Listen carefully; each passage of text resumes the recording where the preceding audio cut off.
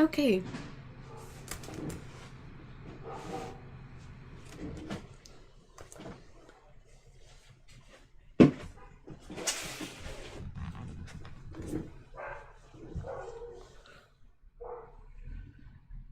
Oh, sorry. Whew.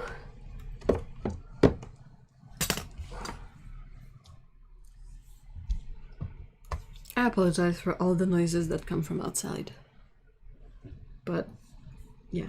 It's such a nice temperature finally, I'm not gonna close the window. Oh no.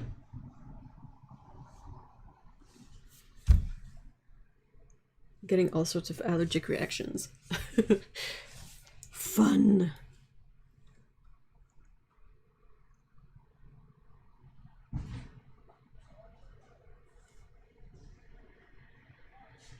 It is life, pretty much. I'll also have to get up to prep my coffee. Hey, hi guys. Hi Susan. Hi Amisha. Hi YZ. Hello, hello. You can make it up to us by using the old man voice. Hello! I am very tired today. Hey, April. Hi. Hi, Dominic. I know that it's not everyone who enjoys the old man voice, but the thing is I do the old man voice in real life too, not just in the streams.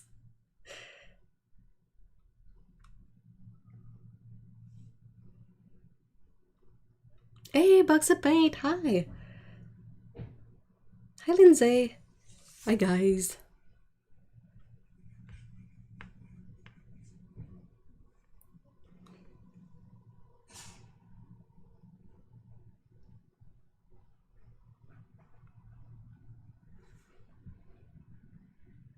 I probably won't be commenting much. I'm still pretty much functionally deaf. I can... Oh no, Amisha!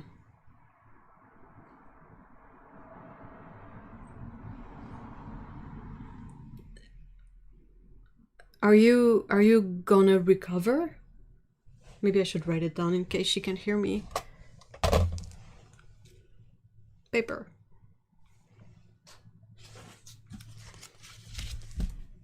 Paper. Pen. Oh, there it is. Ugh.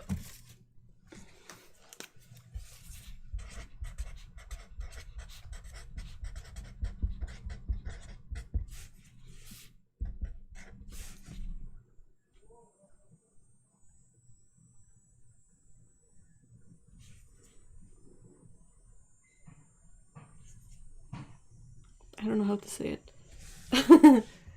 Yeah, shame life doesn't have subtitles.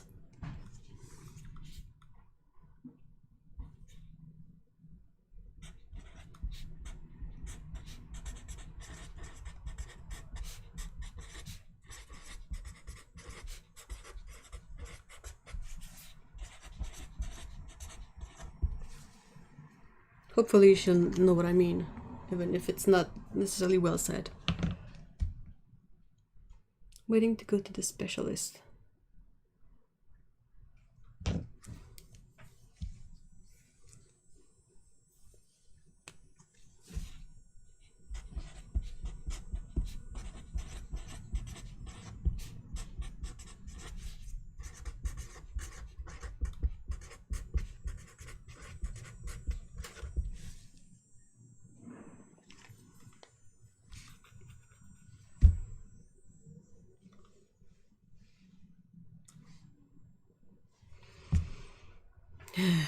Okay, hold on.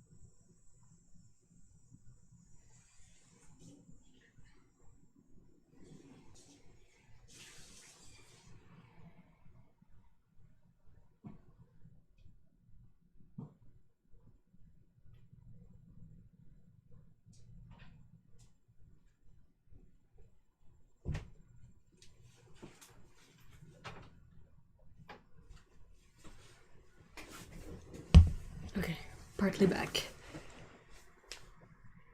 Hopefully I have fluid in my ears. They think that is causing both the hearing issue and the dizziness. Yeah, that would... But it's not infection, just fluid. That's a good thing. Phew, like, what a relief.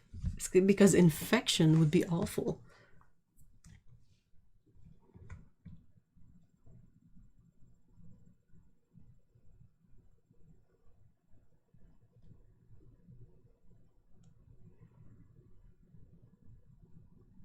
Hey, Carolyn, hi.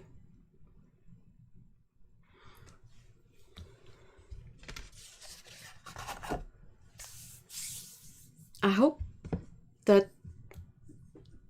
none of us was too much affected by the Ida and the leftovers from Haida. I mean, the images from New York were pretty shocking.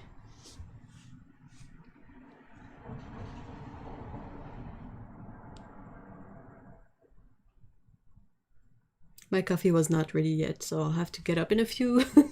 Hopefully it will be ready by then. I have kind of a odd old school thingy for coffee. It's in two parts, so you have the top part that is basically like this. And this is a bit like a glass in it, so it's hollow. And then you have another section like this. So basically you put this over a mug, and what you do is you put the coffee in here, then you squish that part on top. So these two, like, they connect tightly together. Here you squish them together, and then you pour the hot water in here, and it will slowly trickle through the coffee and into your mug. I don't think it's a French press. A French press is like a bottom thing, right? It's the one where you have the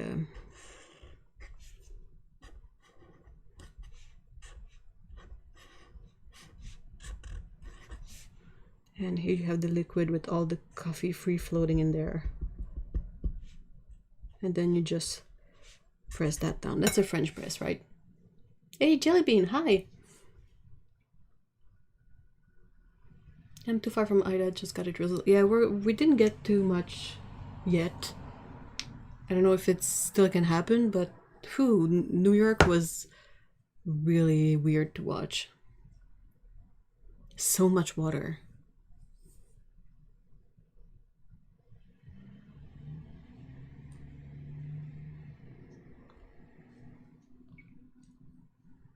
So yeah, thing is my coffees take a lot of time to get prepared. More a single cup drip. Yep, that's more like, hi Holly, hey. So I really squish a lot of coffee powder in there, so it makes for a more dense amount of coffee that the water has to go through, so it takes more time. I feel like the wrong side of USA got all the rain. Yeah, definitely.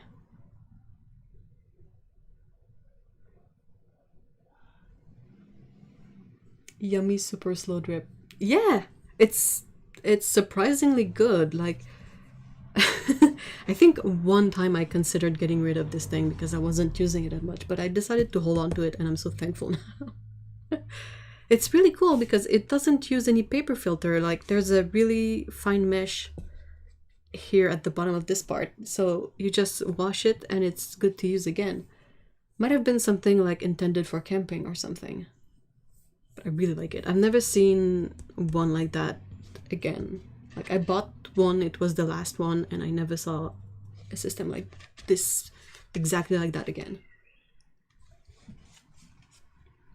In the States we use Kefid's Monde, and there is nothing like it here but Yum. I really like the strong coffee, the one that is more nutty.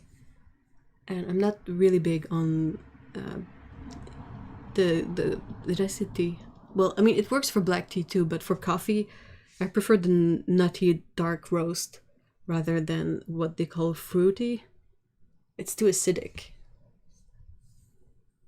I got mine at an Asian market for Vietnamese coffee. Oh, I should maybe check that out. Just to perhaps identify what this is.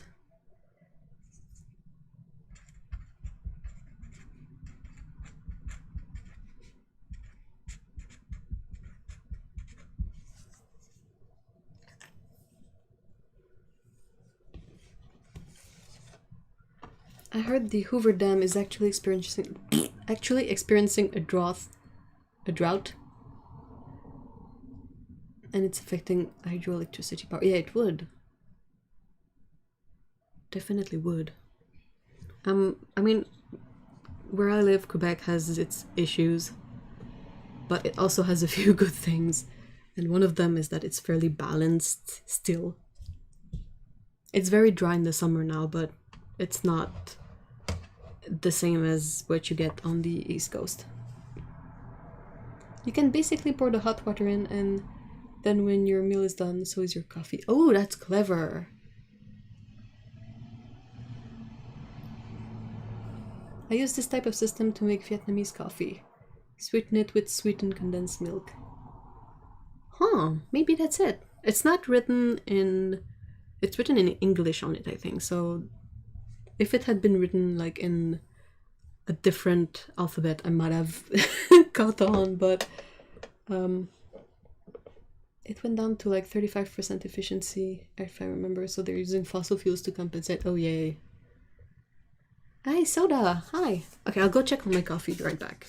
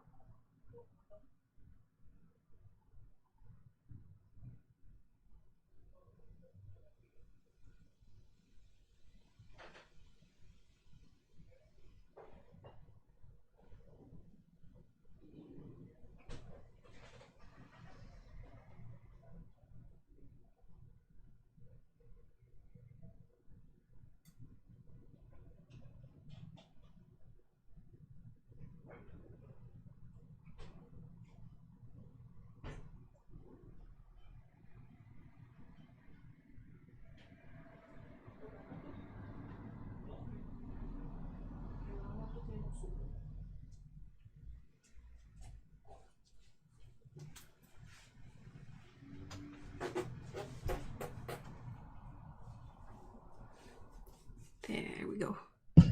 Coffee! Right. Yay, more fossil fuels that help with climate change drafts. Definitely!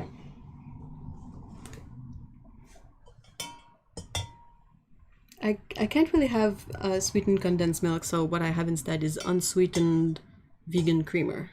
Hey Sam, hi!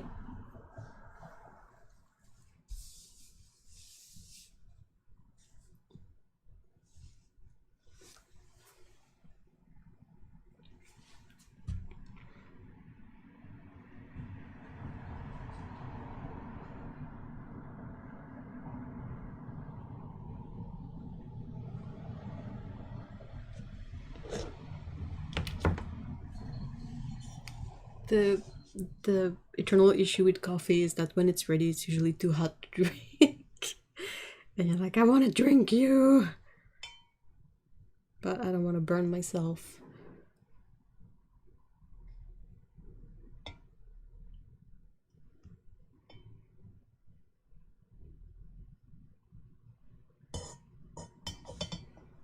I would usually have instant coffee because I found one instant coffee that I really like, but I ran out. And I feel like I kind of need to use my leftover ground coffee too.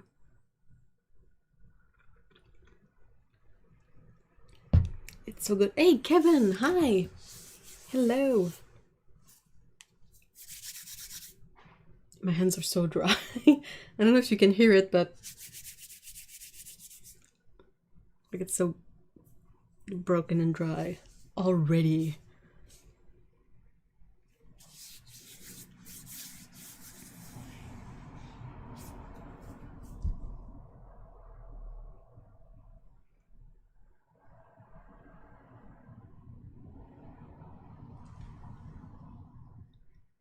So I thought I would ask if you guys want to see something specific today. Otherwise, I'll try to come up with something, but...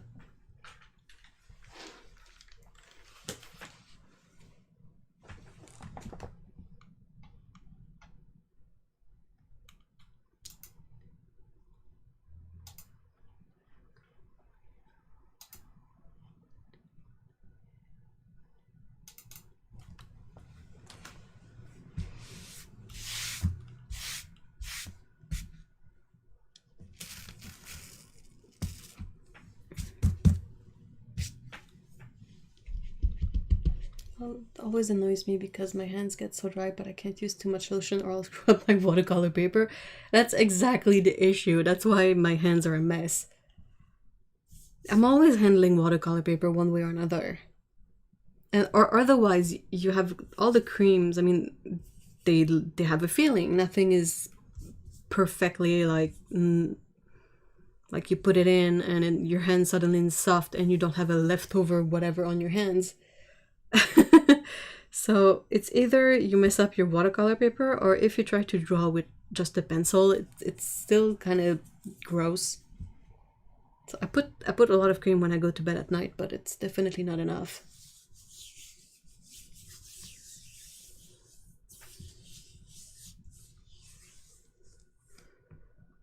I bought a sort of dry oil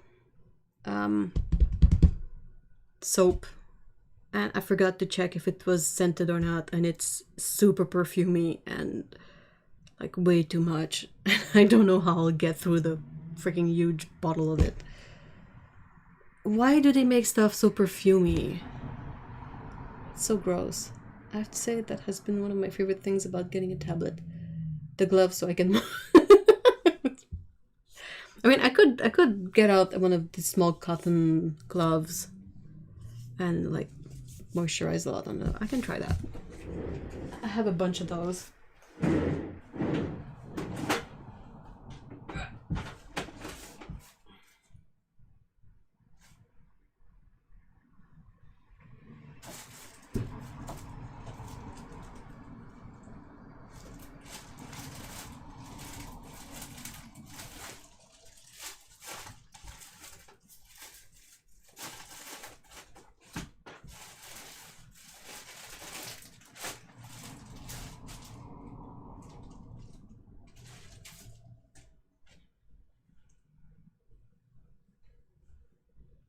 Wow, I have 3 gloves and not 2 are the same model.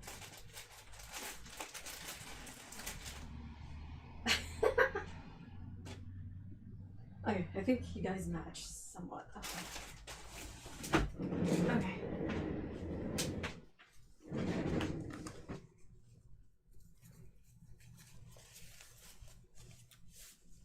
So I've already been through this one, I guess. I think I might have already cut it for moisture. The issue is I have really small hands, so all gloves are basically like absurdly long, and it's really hard to have dexterity with something like that.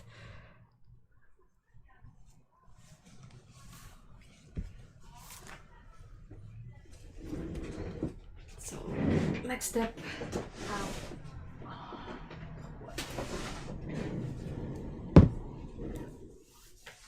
Hey, Ginger! Hi!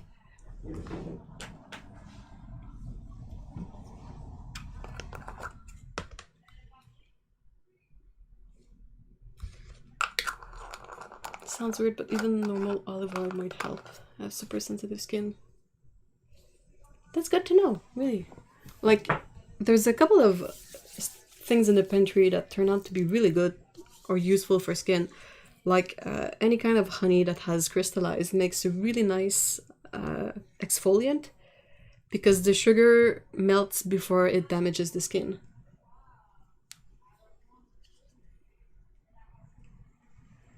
I found that CeraVe salicylic acid cream. Oh really? I thought salicylic acid was more for like greasy skin. terms of what to show, have you had any recent purchases lately?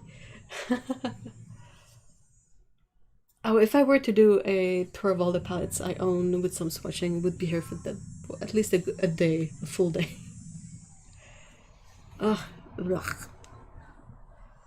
Blech, greasy feeling.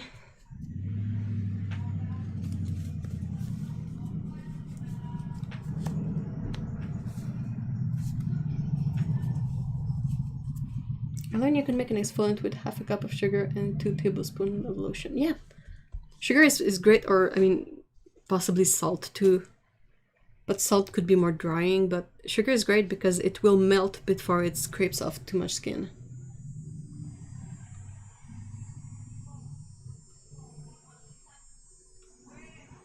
I heard that coffee grounds can also make for a nice exfoliant. Once you brew them, you keep your old coffee grounds.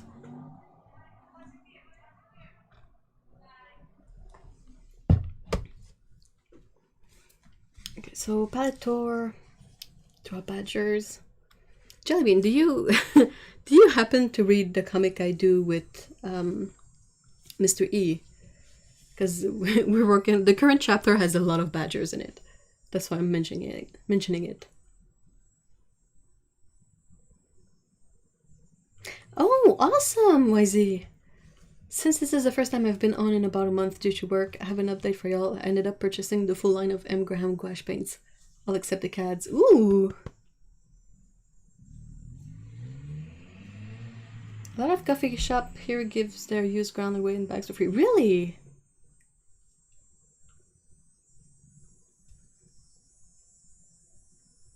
You're supposed to use it as a scrub, not eat it. Yeah, they're great, right? I know I have a palette of them somewhere, and they tolerate being poured into a palette so well. I think that's it though, that's not it. But yeah, the honey in their gouache is really nice. I think the main difference between gouache and watercolor is that they might not spread in water as much. I wish my Redwall graphic novel had more badgers in it. The URL for the comic is The Thief of Tales. Yeah, I think that's it. Current chapter has a lot of badgers in it. It even has baby badgers. And since I'm not the one drawing the comic, I can always go crazy over the baby badgers. Because whenever Mr. E draws them, I'm like, oh my gosh, they're so cute! Hey, Fairy Dust, hi!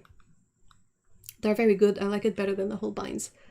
They still crumble a tiny bit. Yeah, they would, but like I've had some in the palette for a while, and whenever I would shake it up, the paints had cracked a bit, but nothing had crumbled yet. Which is so far the best I've seen. The worst being Winsor & Newton, those crumbled really quickly. Holbein is a small bit better, but M. Graham is just amazing. Hey, Paulo, hi!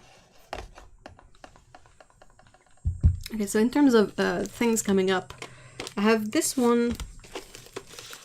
I will do a proper review on the channel, but for now I'm preparing some behind the scenes content for Patreon.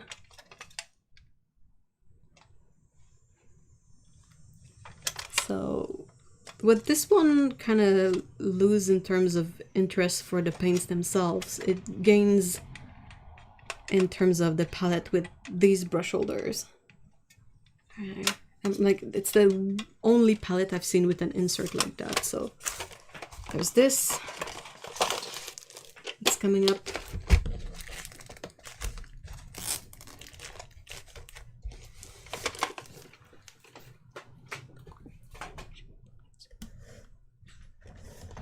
Then there's this one too.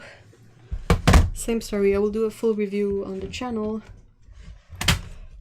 but working on behind the scenes stuff for Patreon. This beauty. Painfully inefficient use of space eye. What do you mean, Ginger? So that's also exciting.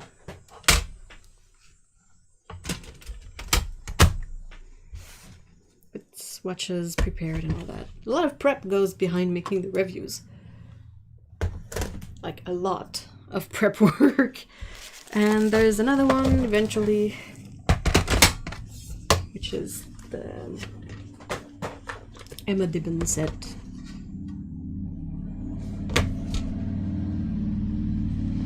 Pretty.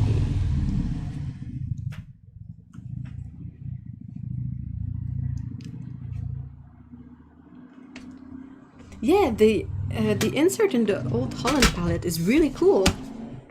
And as someone who doesn't really like water brushes, I was really interested in seeing how it would make for a fun travel palette, because you can just put your brushes in there super quickly. You don't have to bring another thingy to hold the brushes and worried all the time that they're gonna smush the point. Channeling your inner MG. Ooh.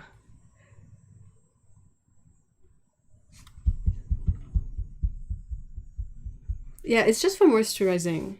And since my cream is kind of like greasy but not, it's just easier to wear gloves and not put cream everywhere. A single row of pans, even with the brush holder bit, is still a very large palette for what it carries. Yeah, but I'm not too fond on very crammed palettes. I don't like it when a tin is super heavy and every free space in there is full of colors. I saw this neat Asian brand of gouache, but I think it was student grade. It went under the name Wintry Wenkui. I think jelly gouache in a mayo jar. What?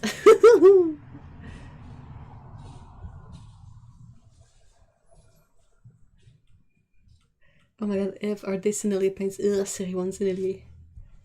Oh yeah, I think they are. So let me check.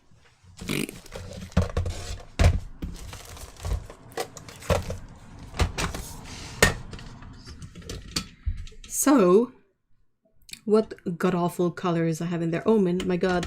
Series 1, Series 1, Series 1, Series 1, Series 1. Series 1, no! Series 2, okay, phew. Series 1, no! No! All these awful student range Series 1 paints. She didn't make waves after that. I think she maybe decided that the drama was not worth it and she stuck more to what she usually does. I don't really keep track. That was so silly. Hey Dan, happy birthday! I don't know if it was today or yesterday, but...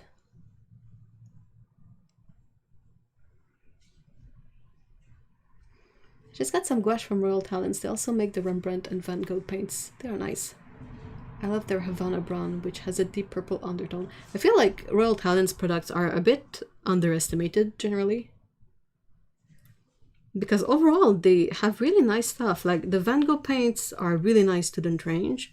Rembrandt paints are good too. They have all the fun chameleon colors. Then you have Ecoline, which is also by Talents. They also have Sakura in there. I mean, I don't like Sakura, but the Pigma Micron from Sakura are quite good. It's just the watercolors that are a bit meh. Oh, yesterday! Well, happy birthday one day late. Oh, I feel like she sadly got the know your place situation. It's either two things. Either you stick to what you know, or you bother to learn about the new stuff you will be talking about. It's fairly simple.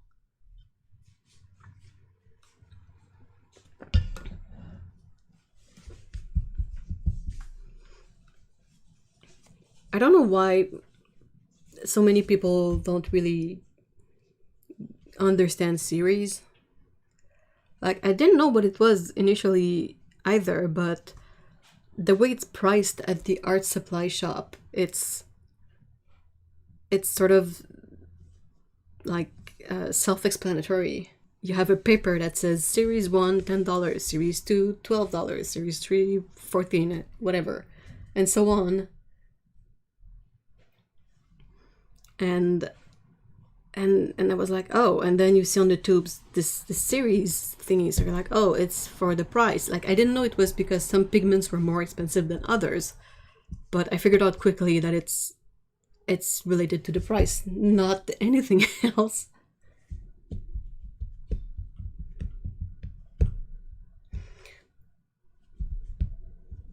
She posted a video yesterday why I hate watercolor. Really?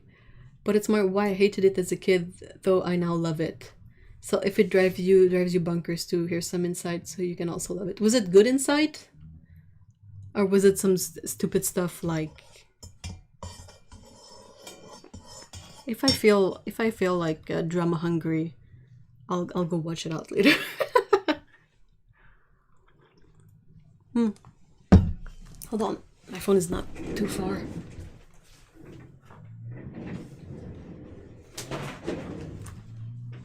Otto sent me a message yesterday, and it's from an Instagram post, and I thought it was so accurate.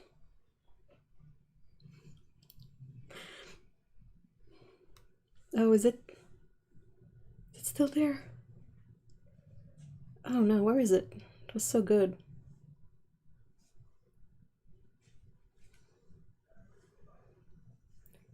If it's not there, where is it?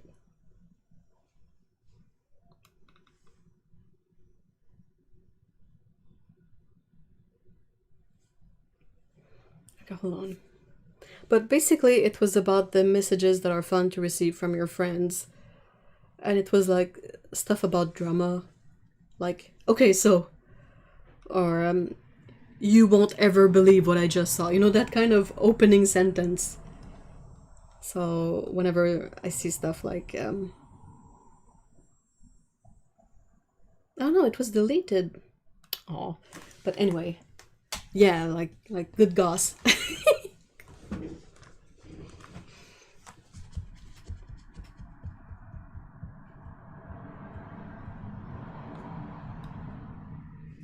She found it too loosey-goosey as a kid and too unpredictable, but now that's why she loves it. It wasn't now that I'm using good quality, I love it. I don't think she knows what good quality is. Because, let's be honest, between you and me, people who do a lot of florals, it's beautiful. No commentary on that. It looks great, but it doesn't really manhandle the paints.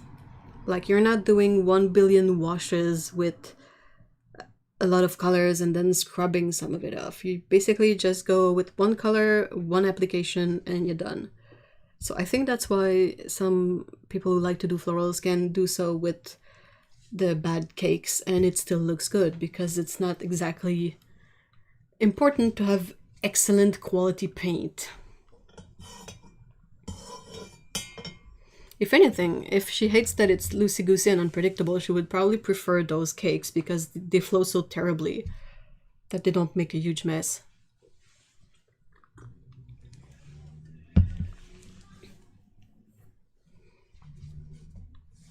I remember getting those 100 color sets with pastel and crayons and terribly dry markers, and those dry watercolor tablets with crappy brushes. I don't know, as a kid, I was fine with anything.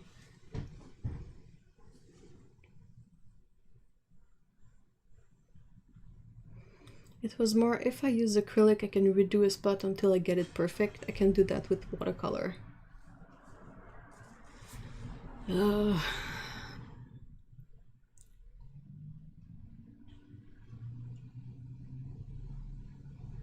dying a little. Watercolor is like a dance ensemble between the artist, the brush, the paint, the paper, and the water. I agree.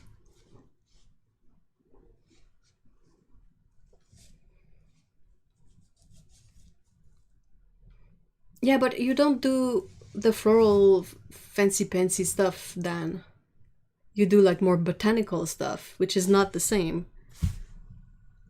Like floral, you know what I mean? Like those semi-abstract flower and stuff. Where do I have it? I don't have an example nearby. Like this kind of stuff. Like you don't do multiple passes on that kind of stuff. Hey Melissa, hi.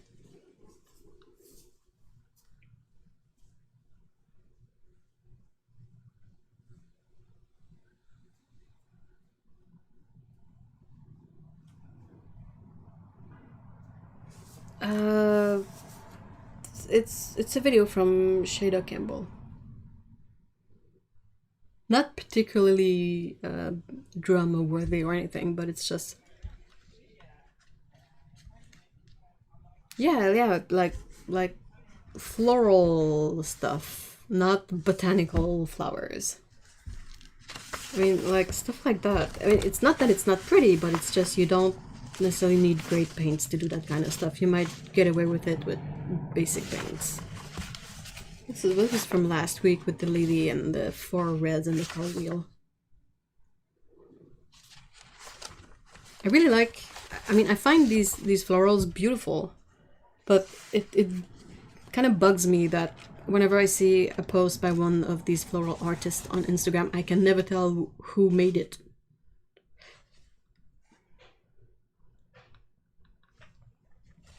They kind of all look very similar.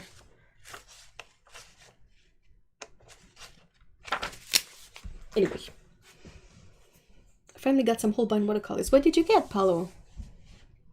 Shames for things designed for stationary covers, not designed to really display the flowers feature. Yeah, exactly. It's not about accuracy, it's about pretty stuff and pretty patterns and colors.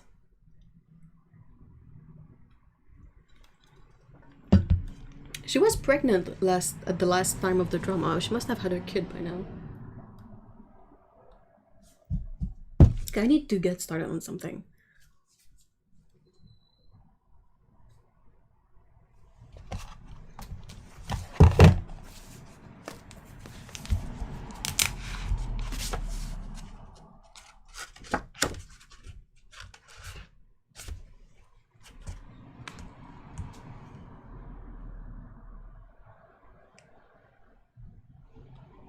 Honestly, I think it would be easy to break out among the floral artists with color choice and even flower choice, like strange florals with the same techniques.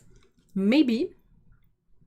But what I mean is not that it doesn't exist, it's just that when I see a post, like I will go like, oh, is it from artist so-and-so? And I look at who posted it and it's a different person. So I'm like, oh, okay. And then when I see a second one, I'm like, oh, is it so-and-so or the other one that I saw? And it's a new one. Like, I'm not saying that they all look the same, but just that many have very similar styles and treatments. I only put them on half pounds to dry and haven't tried yet. Ooh, I got the botanical set because it was 30% off and I couldn't resist. It's beautiful. Maybe I should dig it up and paint with it today.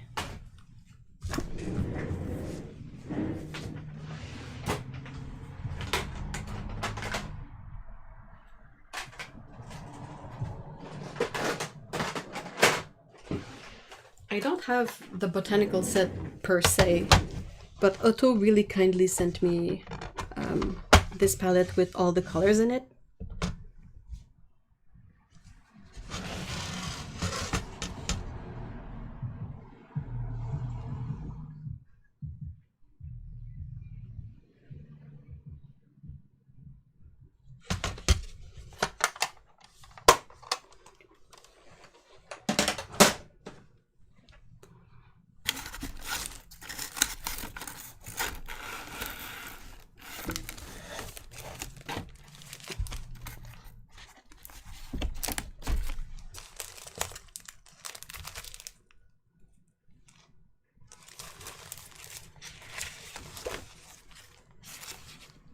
Why do they print all this stuff on the right side of the paper? Why? Please print it on the back so that we can use this space to try out the paints. There's even a beautiful extra sticker that's gonna peel off okay, but no, it's not gonna peel off okay. It's gonna mess up the paper underneath.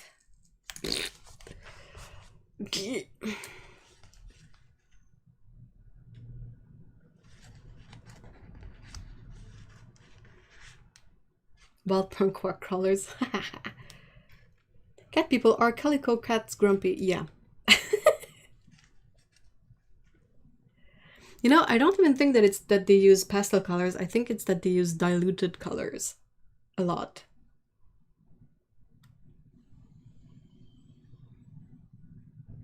Punk rock florals.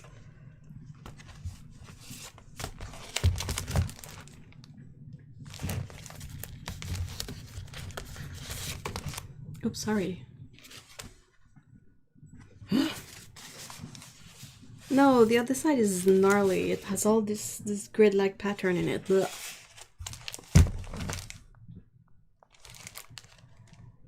I don't like it. I don't like the wrong side of the papers. Oh, I need to try these too. I was sent these and they look so good.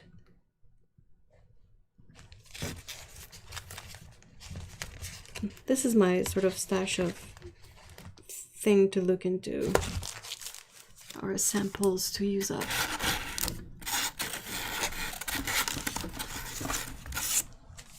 Darn it. Oh, okay, I will use you then.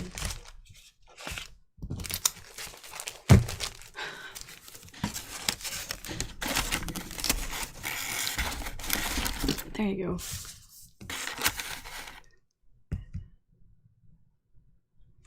Oh, the sticker you mean? I thought you meant the paper. Because, still ripped, but I'm pretty sure that if I put paint over this area, we'll be able to tell there was a sticker over there. Okay, hold on. I'm muting you for a sec.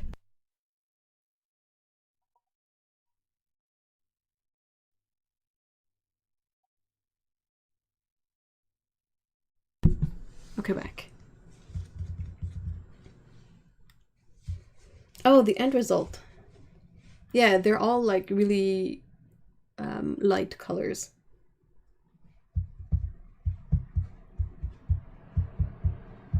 Calico, technically, calico cats are almost always female, same for torties. And torties are known to be really temperamental. So I feel like calicos are probably in the same general spot. There's so little paintable space on that sample already. Why put the sticker in the paints? I have no idea, that's new. Like, I've had other samples and they didn't have any stickers on them.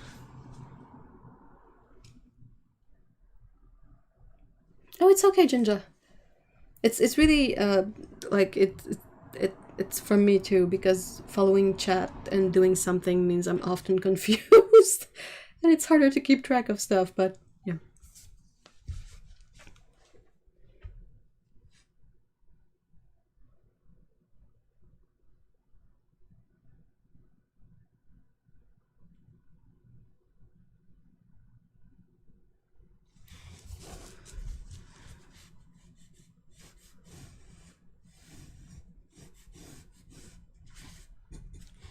Hot pressed paper, that's so so smooth. Is my paper broken? I see a lot of people use these Chemex coffee things. Has anyone here used one? Is the coffee better?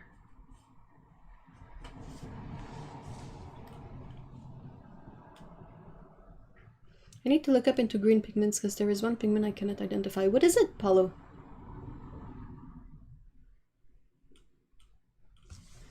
I'll check quickly if Otto is okay. Just to be sure.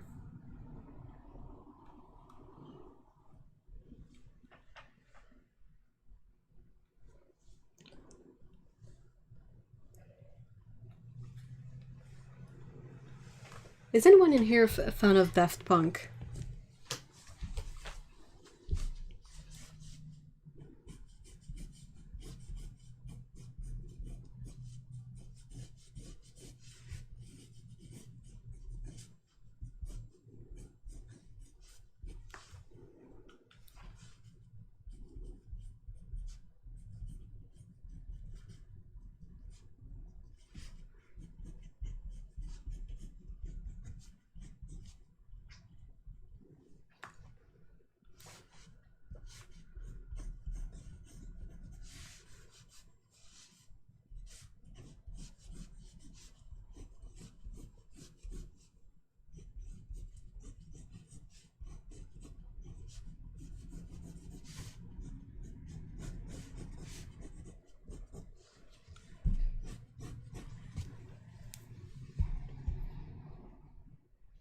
There are no male tortoises, only Klinefelter's tortoise, XXY sterile biologists. Yeah. That's kind of cool though. But I'm a bit surprised that so few people that are really into cats don't know about it. Like I often see, especially in animes, but they will use a calico cat for a purpose. And the way it's set up really makes you think that the cat is meant to be a male, but it technically can't. There's this calico near where I live. She just sits on this little bridge and stares at anyone like, oh, you want to cross too bad. Yep, that seems to be on point.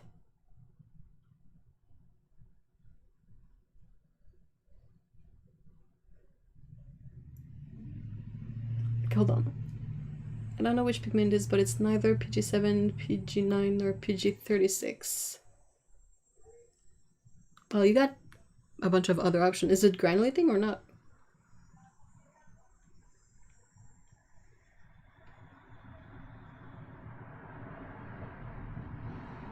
So yeah, I was asking about Daft Punk because I remembered that they have this album that is basically a recording of one of their live show. And the way they would put up their live shows is really interesting. They would basically use all the samples from their songs in one album, but mix everything together again. So none of the songs are exactly like they are on the album. Like they might mash up two elements of one song to make another one. And it's really, really cool. Oh, it's the one that mixed in jadeite.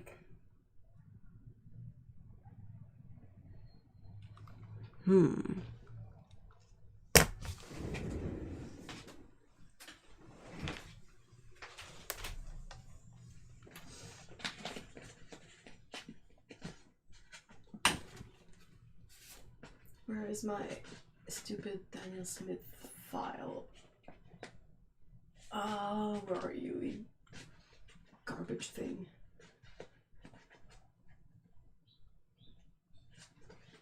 I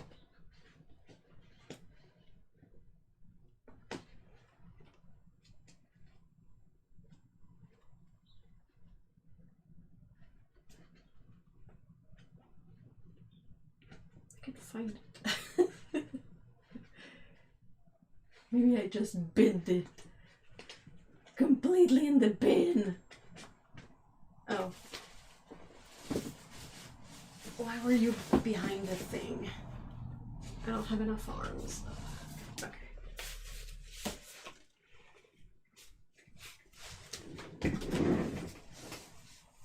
Oh man, I love live albums. Incubus used to have a thing where they had audio from whole concerts online. Ah, that's really awesome. So yeah, the that Daft Punk album is really nice. And the other one that I saw, DJ Shadow, and he would do the same, like uses samples but redo all the songs in a show, and it was so cool. Hey Yuri, hi. Oh, jadeite, okay. Do you think they could have mixed a yellow and a blue in there for this one? It seems to be much like the same green you get in the diopside one. It's really bright, almost neon. That's what usually DJs do. Well, I didn't know. I haven't been to many DJ shows, but it's so cool. I love that they do that.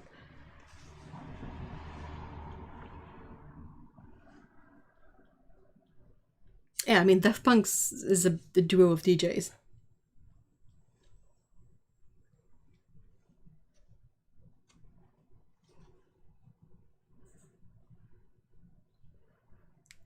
It's really cool light green. It's a bit too yellow to be PG7 though.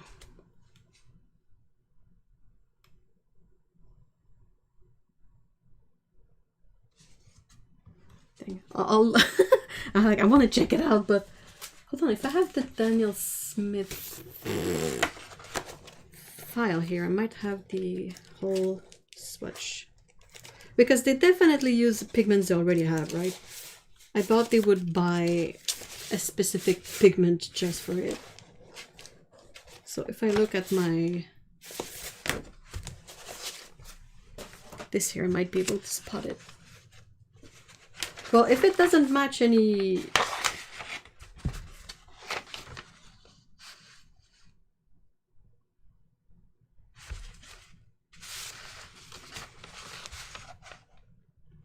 do I have it in the sheet too? Jadeite.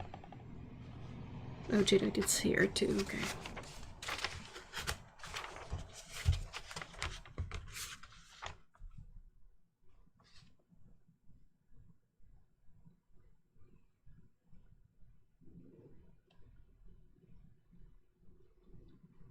It looks like it's in between their permanent green and their phthalo green yellow shade.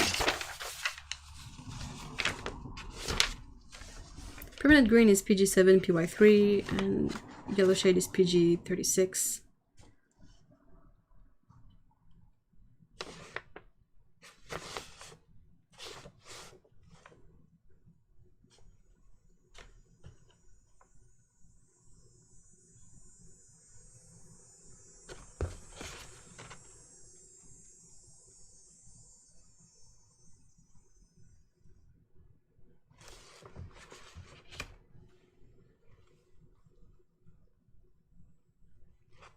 For the Jadeite, did you separate the green and black components before analyzing? You can magnetically. It's a much brighter green after you separate them. Ooh!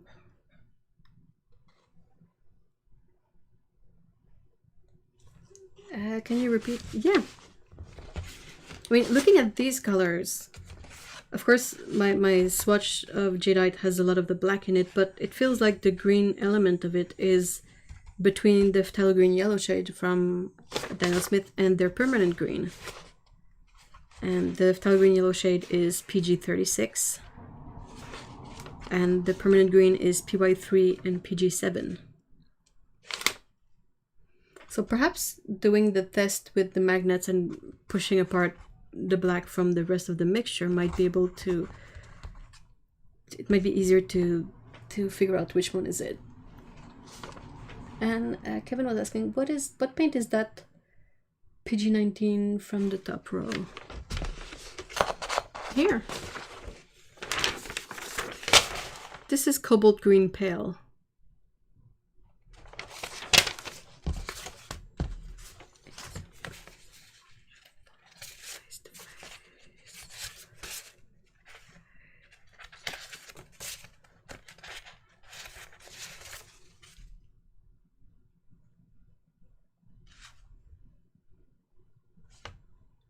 I mean, I don't know if it's in shot. I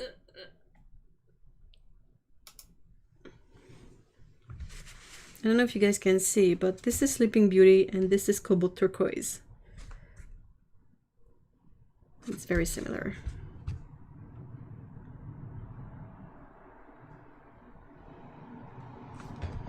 Beautiful colors. All we want is more honesty.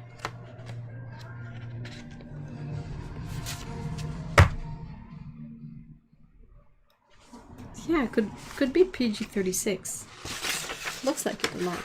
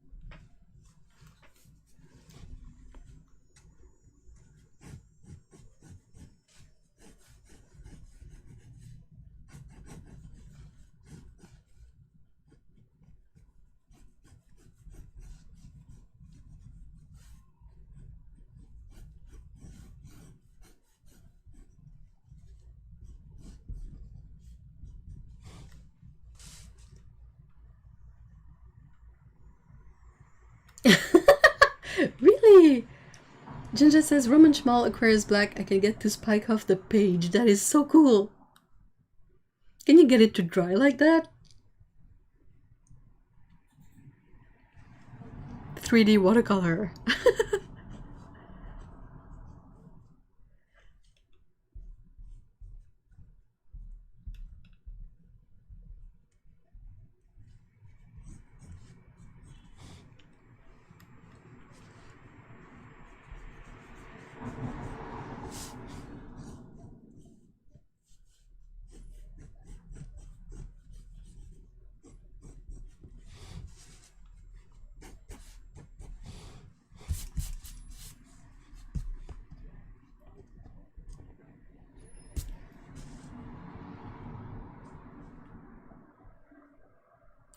Wow. Sorry if you already read all of it. Okay, I can't read, but yeah, no, it's nothing serious. It's just I have really dry hands, so I put some moisturizer on, but it's not a really nice feeling, and I don't want to put moisturizer everywhere on my paper. So gloves it is. I should really trim off these two, like remove the extra bits.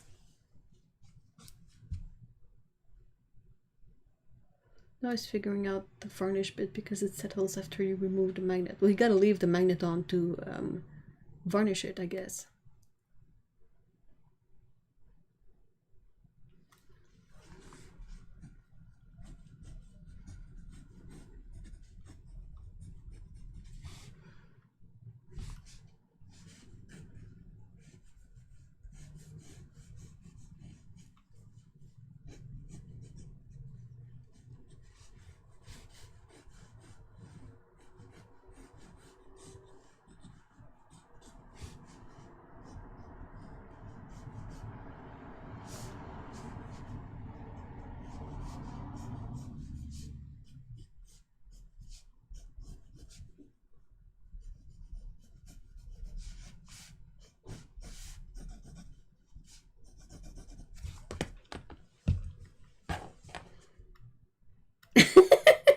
Just kick the paper with globs of lotion.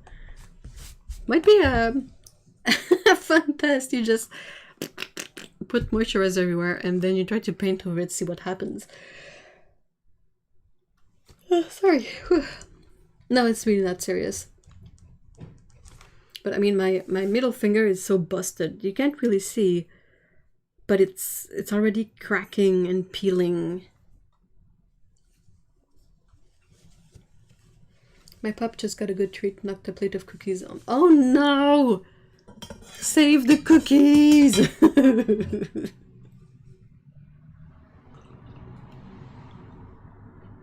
I'm pretty sure I've already asked this, but... Okay, so, favorite cookies, guys. Go!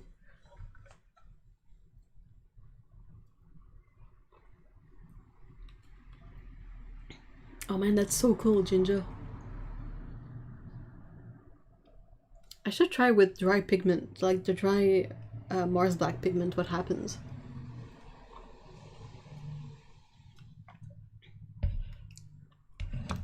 Oh, Lofthouse cookies. Are those the one that come in... They're like...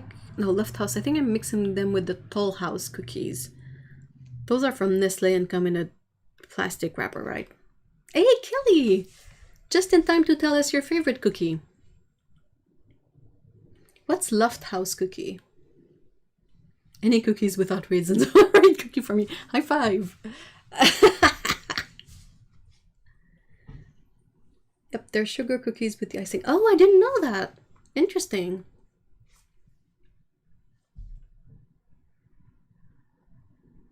Not big on cakes and things, but love cookies.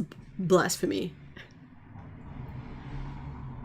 Oh man, I don't know if you guys are on Sterling's Discord server, but she recently posted a photo of one of her cakes, and I feel like she and I would get along perfectly cake-wise. It was perfect. Such a beautiful cake. Like 2 layers of cake, good layer of icing in between, good layer of icing all around. Perfect. Oatmeal cookies, really? Sorry. Jelly Bean says chocolate chips, snickerdoodles, Oreos, Loft House. Jelly Bean, I like cake cookies with frosting and sprinkles. My Mag Miss palette is I think 3,000 colors. But what is it? Are they all magnetic colors? Really? Oatmeal, Pecan Sandies. Why are they called Sandies?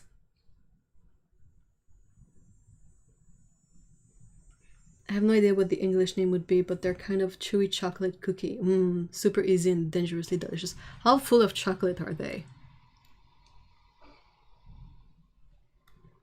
A lot of people don't like Loft House. Is it a brand? My favorite are the Dutch Bokenpoetjes. They're 2 halves airy cookie with cream in between. Ooh, with almonds and chocolate? That looks amazing.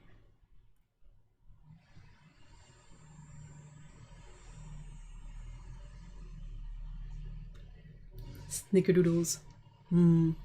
They're very pillowy, like marshmallow soft cookies with an acceptable dry powdery aftertaste. That cake looked amazing, didn't it? Oh, it was so beautiful. Like I'm not big on like really elaborate cakes with fondant and whatnot and fruits and all that, but dude, good cake, like the cake and good icing, that's my jam. Yep, messy project underway. Everything else is too sweet for me. Aw. I can't tell if something is too sweet until I like start coughing on it. Like chocolate biscotti.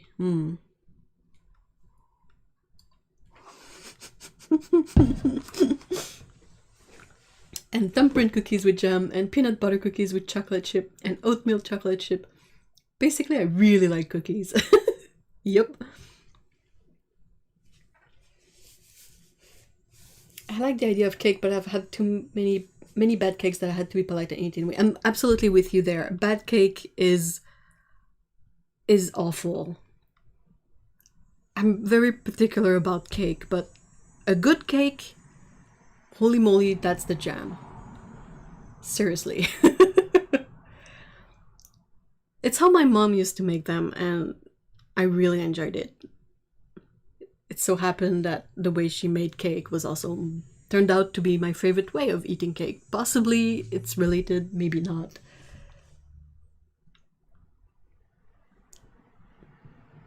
But yeah, oh my gosh, a good cake though. They're called Sandies because they're gritty with almond bits and sugar coating. Oh, ooh, that sounds great. Bad cakes are the worst. Also, no sugar cakes should be banned from life. Do you mean cakes that are made with sugar substitutes?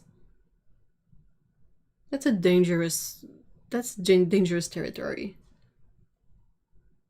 I'm doing a bar scene and underestimated the number of bottles that have to run the back. Oh no. My grandma made me eat a cake every couple of days and it was amazing, but there is no cake like it. What was it like? The Swedish cookie is all cacao with some golden syrup for the chew. I've seen people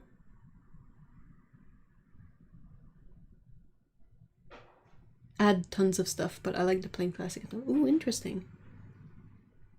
I don't like marzipan, but we got princess cake in the Netherlands and it was one of the best thing ever. What's princess cake? Fresh baked soft bread rolls with butter slightly melted is amazing. I mean, that's why toast is amazing too.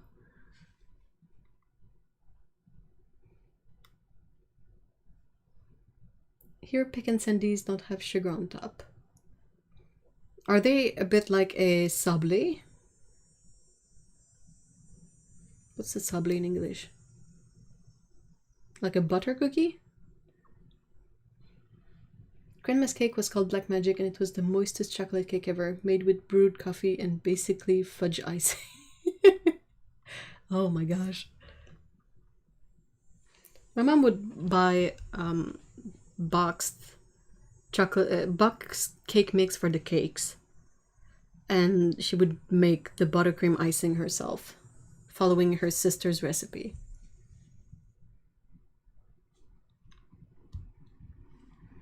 We say sablé cookies too, just not often if we aren't bakers. I just don't know what to call them in English. I'm trying to remember what the box of the sablé cookies at the grocery store was like.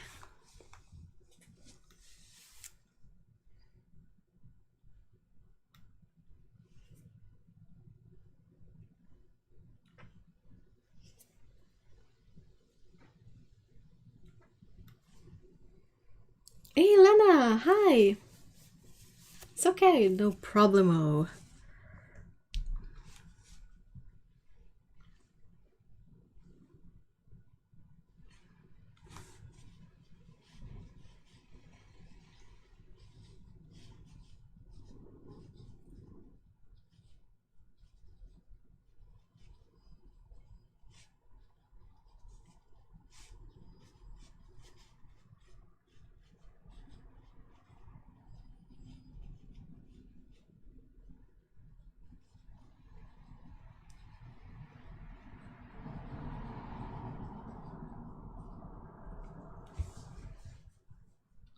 It's basically a cross between shortbread, that's the word I was looking for.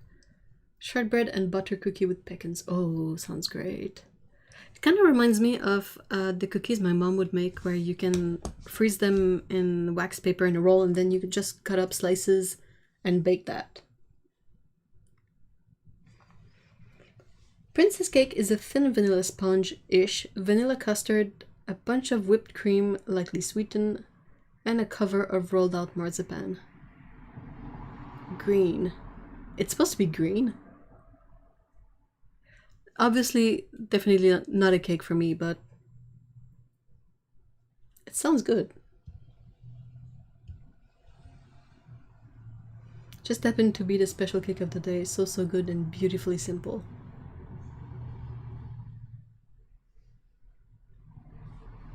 A lot of princess cake these days also has a layer of jam, usually red berry. I prefer raspberry. But that's technically not a true classic princess cake anymore. Huh.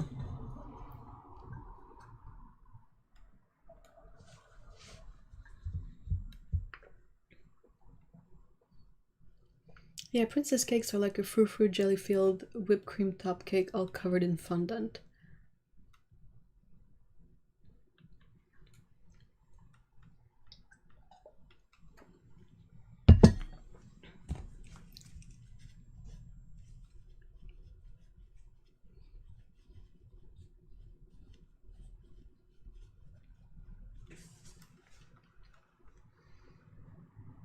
It's the easiest cake to make at home too. I never buy it anymore. We get the marzipan, the marzipan cover pre-made though. It's available at literally every grocery store here. Wow. Yeah, it's covered in marzipan, not fondant. Fondant. Fondant is... It's kind of gross, to be honest. Because I feel like it's not there for taste reasons. It's just there for decoration purposes. And I kind of feel like whenever you get to the point where you include stuff in food that it's just to make it look a certain way, you're kind of missing the point.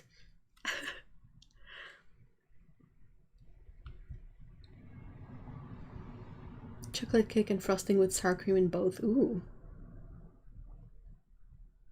If someone tries to show me fondant on a princess cake, I make commit an act of violence. Punch the cake. Fondant is terrible. Yeah, fondant made from marshmallow is a bit better, but it's still a bit pointless. It doesn't bring anything to the cake. Like, I can see it with marzipan, because marzipan is tasty. Like, marzipan is almond and sugar, so it tastes good, but fondant is just like fat and sugar, and it's malleable, but it doesn't taste like much of anything.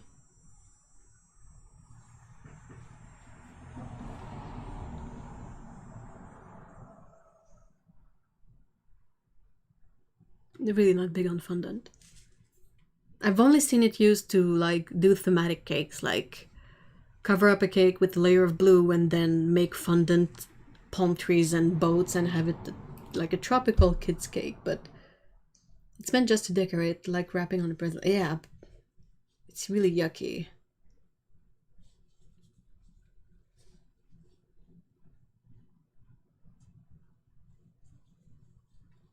I think fondant is used in Ireland on Christmas cakes to keep the cake good. Don't really know, but they're covered in it. Perhaps the intention is to peel it off. Princess cake is green marzipan. Sometimes pink if you enjoy doing it wrong. White marzipan is for white lady cakes, especially with the cocoa dusting on top. That's so fascinating, though. I have opinions on cakes too, so I get it. Hey, Sarah, hi. Fondant is the cake saver, I agree. Yeah, it's not meant to be eaten. You just remove it from your cake and you eat what's under it. Like the crust on a pasty. But the crust is good, though. A good like flaky crust, that's amazing. Cake or pie? I am a cake person. See, I'm not a fruit stuff in desserts. I don't like black velvet because of the cherries. Pies are okay, but if I have to choose, I will like if I have to choose a pie, it will be a pecan pie or a sugar pie.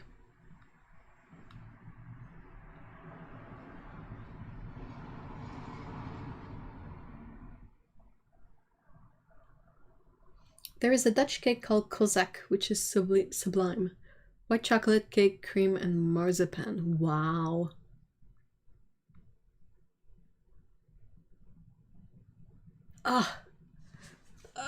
All you guys picking pie in the chat hurts me. Not red velvet. Forêt noire. Black forest cake. Though I don't like red velvet either. Thoughts on lemon meringue? Not for me.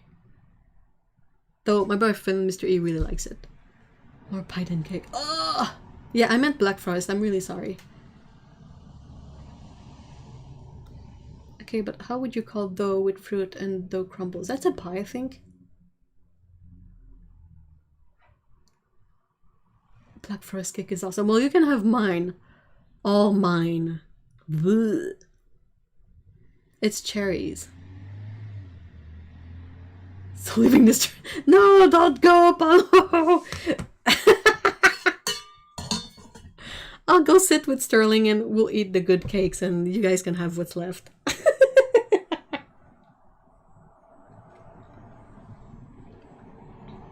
Personally, a cake killer or any dessert killer is mint and chocolate. Yep.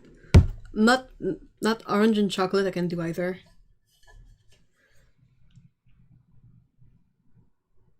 Mint with chocolate always has this feeling of like you brushed your teeth but then saw you had forgotten a cookie and ate it, and the mashup of tastes is just not for me. Ooh.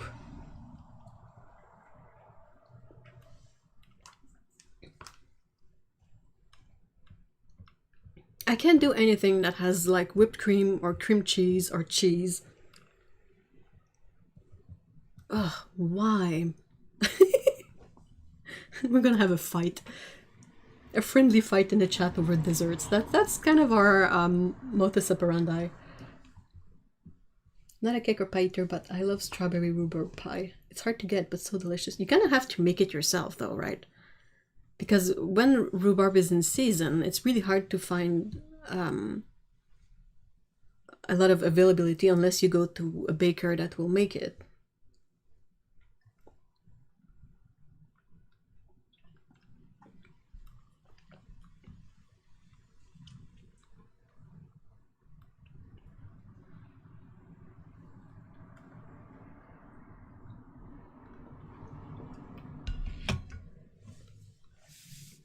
Yeah, mint just like tastes like toothpaste for me. Jelly is fine, it's okay together, but chocolate is too acidic. Rhubarb is one of the flavors that is amazing or terrible. How so? This stream is a great appetite stimulant. If anyone has appetite problem, by all means, we will talk you into eating something. Like quite naturally and organically. Oh, that's interesting. Susan says, one thing I have learned living in 4 different countries and traveled a lot. Cake tastes different in every country. Same goes for pie. Cusco has the best one, but I've only had it twice. Oh, ooh, interesting. I've only had strawberry rhubarb preserves. I like the taste, but I'm not being like the way it was prepared. The chunks of rhubarb were too big. Kind of felt like a huge celery in in the preserves, but sorry. Woo.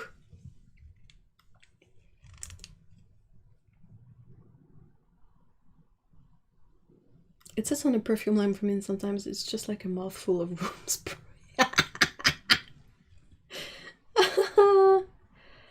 Maybe I need an Oreo and mint dessert since Oreos use a Dutch processed chocolate. Why? Don't. Oh ho ho, I have appetite issue. We always end up talking about food and everyone is so enthusiastic about it. So, yeah. I love mint and peppermint, but on their own. I can't have cheese. I used to like cheese with fruits, like that was fine. I would. One of my favorite treats as a kid was fresh cheddar cheese and green apples. But like my mom really enjoyed cheesecake, and I've never liked it, and I never took to whipped cream either.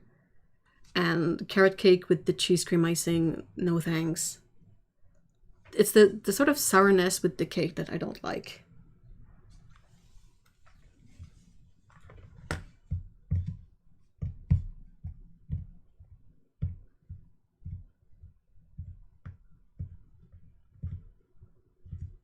I want cake. Oh my gosh. I'm gonna go hit on Sterling's door and be like, Sterling, can you bake me a cake, please? Once we start talking about food, we don't stop. I know. But it's so much fun. Like, I find it so fascinating to talk about food with people because it's to share what people like and why they like it and learn about new stuff like the princess cake. Yeah, I can have nuts, no problem. It's just dairy that hurts me. It hurts me enough that I don't want to risk it.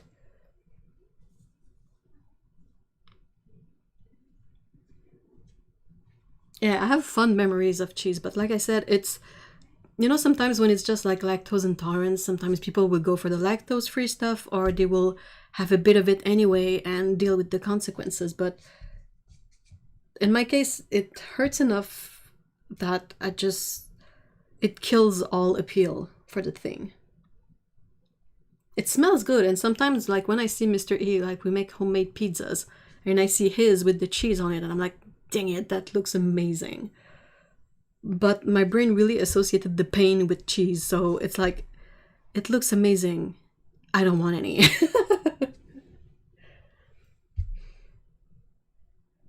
I just had pastry because of my mom's birthday, but now I want more. Oh, what kind of pastry did you get?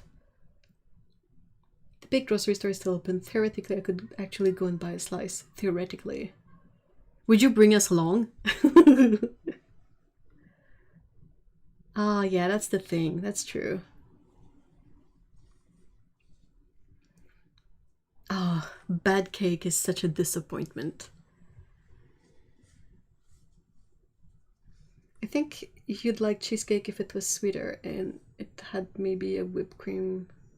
I don't like whipped cream. I don't like cheesecake.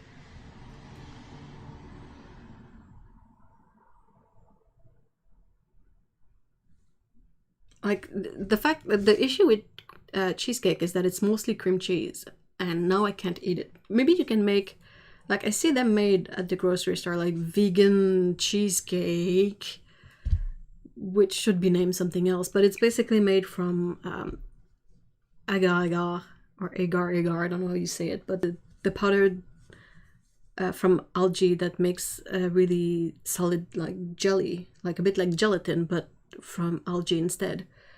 And all kinds of blended nuts in there. And they put some lemon juice to have the sourness. There is Seitan cheesecake too, but I never tried making it. That's really curious. But I mean, I'm not gonna like be sad over it. My favorite cake is cake and like some sort of buttercream icing. I can still sort of have butter because it has no protein in it, but I find that like whenever I get a croissant, I find that it really stays on my stomach, and you burp the butter for ages afterwards. I kind of prefer margarine. I know that's criminal, but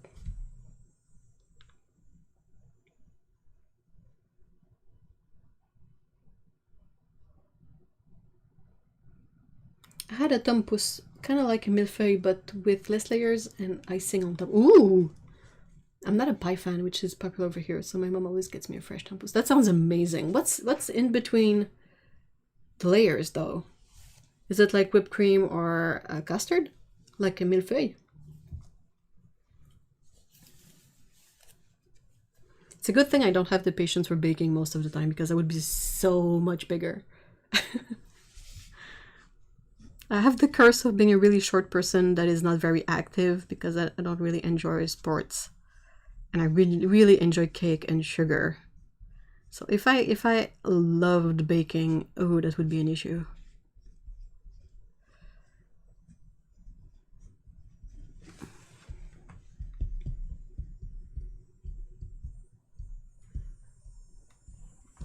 But I mean, if I have to choose between a vegan cheesecake and a good vegan like layer cake with good icing, I would prefer the cake with icing. And it's not about being vegan. Vegan is just the easy way to get people to understand. Like, sometimes I try to say, is it dairy free? And for some obscure reason, that's hard to compute for some people. So just to say, is it vegan, is usually the sort of the easy way to get an answer to that question. And sometimes they will say like, oh, no, it's not vegan, it has honey in it. And you're like, okay, that's fine, I'll take that, you know. We call it baker's cream over here, but it's supposed to be, but I suppose it's the same as a millefeuille. Well, you can have a millefeuille two-way. You can have it with whipped cream and or custard. Like there's a local bakery, a local Italian bakery that has sort of three sorts of millefeuille. One is just whipped cream, like sweetened whipped cream. One is just that yellow custard, and one is a bit of both. I miss you guys. I'm gonna try to hit this last more this food talk. we're happy to see you again, Sarah. I'm glad things are better. Yeah, custard is yellow and more like a pudding in consistency. Food is fascinating. It's amazing. Do you guys ever see like a food, like a prepared item of food, and look at it and be like, who came up with this? Like who was the first person who made mayo? How did they come up with the idea of emulsifying together like an egg yolk, a bit of like lemon juice or vinegar, and an insane amount of oil, and it made a spread? And you're like, but how? Whoa. It's just so fascinating.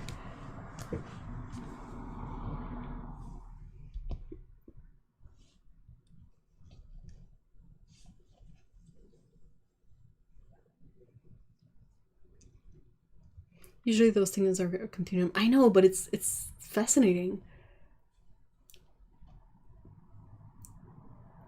Oh my gosh. Anna Jane, hi.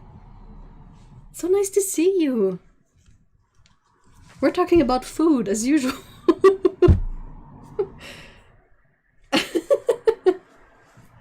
That's me with American cheese. Like, who thought plastic cheese would be a good idea? I like it, but it's weird. Yeah, that one is a bit peculiar. It's like margarine.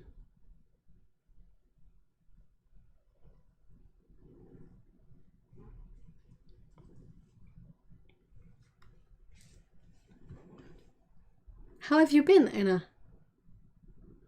Anna, I never quite...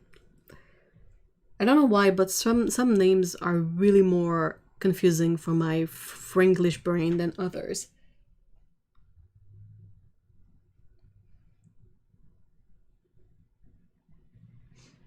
The plastic cheese makes a good grilled cheese too, in a pinch. Like plastic cheese, grilled cheese, and condensed tomato soup. Like, that's comfort food.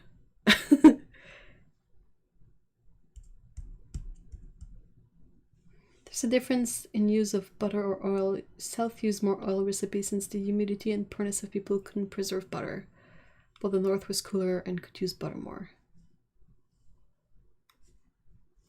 I've been good. I hope you're doing well. Yay!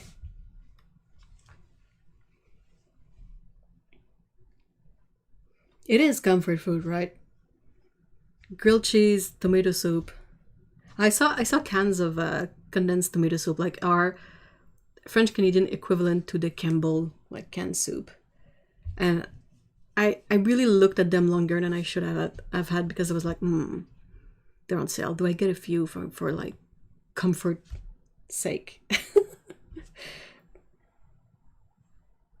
Oh yes, my mom made the plastic grilled cheese for me. Yeah, me too. It's American cheese, you know, it's the singles, like the Kraft singles they're called. They're a slice of orange cheese, and it's sort of wrapped in one plastic sheet, and you can basically like grab them by the slice, peel it off, and you have a slice of semi-soft cheese. Oh, thank you so much for being here, Wisey. I hope you have a great weekend. So if my mom spoke French, I feel like y'all would be able to have some fun Franglish conversation. I speak a lot of Franglish. Okay, so I've seen these gloves on people, but what do they do? Do I need them? Oh, they're just for protecting my paper from lotion. I have really dry hands, so I put a bit of lotion, but lotion is gross and it messes up watercolor paper.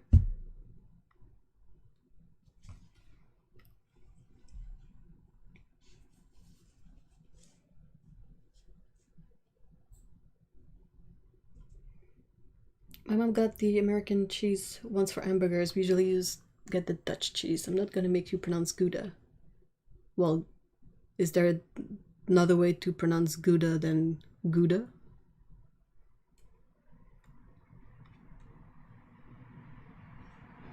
Or it's all, yeah, it's all just wrapped in plastic. It's a bit wasteful, but it's sort of it's like for convenience sake. It's a bit like craft dinner, you know. Took my hubs about 10 years to get that when I said grilled cheese, it was not cheese toast. Oh no! A cheese toast in French has such a weird name. It's called the croque-monsieur. So it's basically a bite mister, if I were to literally translate it, which sounds so stupid.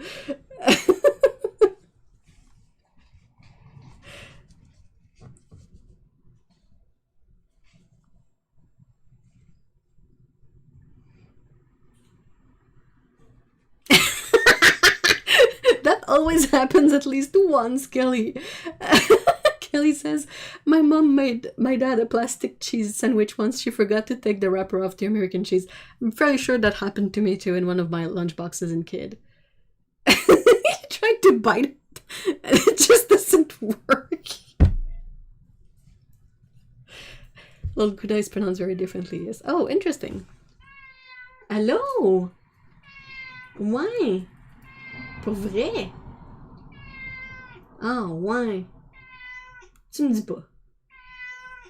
I have a visitor. Ouais. Ah ouais? Qu'est-ce que tu fais? Tu miaules. Miaou. Miaou. Va m'y aller à l'autre fenêtre. Ouais.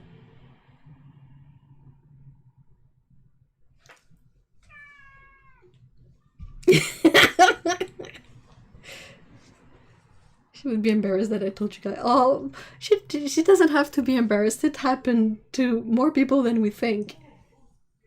Bite, mister. I mean... Oh, ricotta is amazing. I miss it. That's one I miss. We would put it in lasagna, which used to be my favorite food. It's no longer my favorite food because, well, I mean, whenever I can make lasagna, it's good, but it's kind of hard to make without cheese, you know. I could talk about cheese all day. Aw. Velveeta is something else too. They get that gutters, G, and Gouda. Yeah. No, it's another visitor. It's a stranger from outside. His name is Tom. And I call him the whiner because he whines a lot. Why? He wants some food. I'll give him some. I'll give him some munchies. Hold on. Oui, Tom, tu chiales donc ben. Il est de mon côté. Il chiale folle.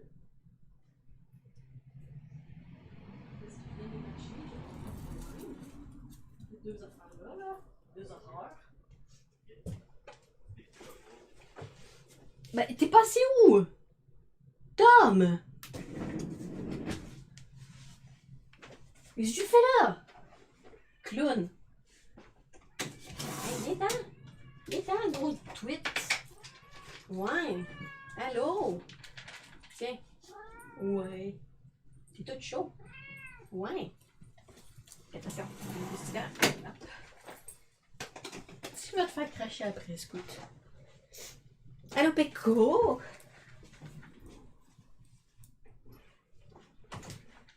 Gros tweet, il est en train de se branler.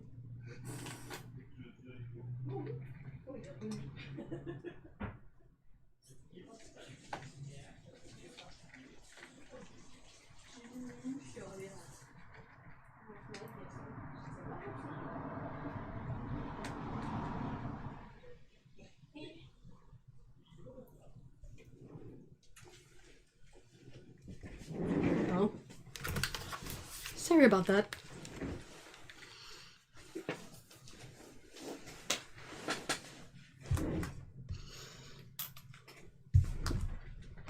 You could totally make a ricotta cheesecake. Yeah, but I can't have it.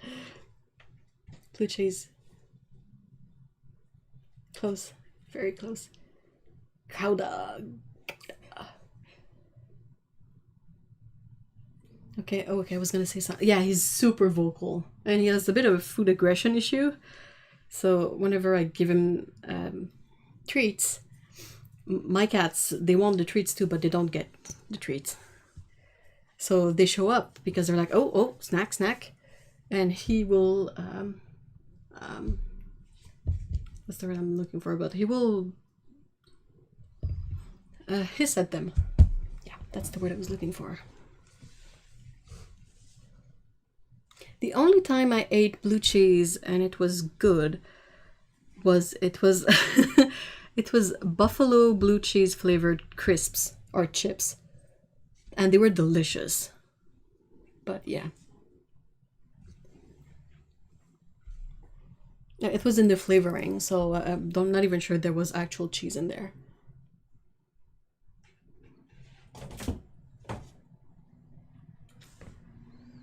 Qu'est-ce que vous faites? He's meowing because he knows it will annoy you into feeding him. Oh, Tom! Gros malcommode.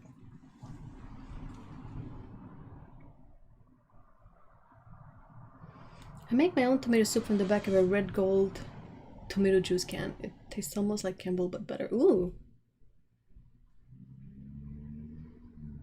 Ah, sourdough bread. Mmm. Oh, red wine in tomato soup. That's curious.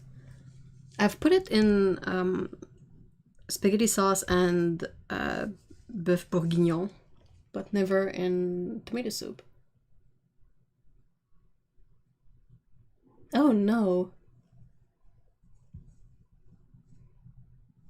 I wonder if there's a foodie chat somewhere that digresses into watercolor.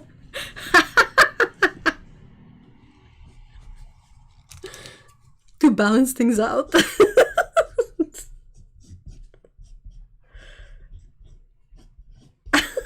so funny.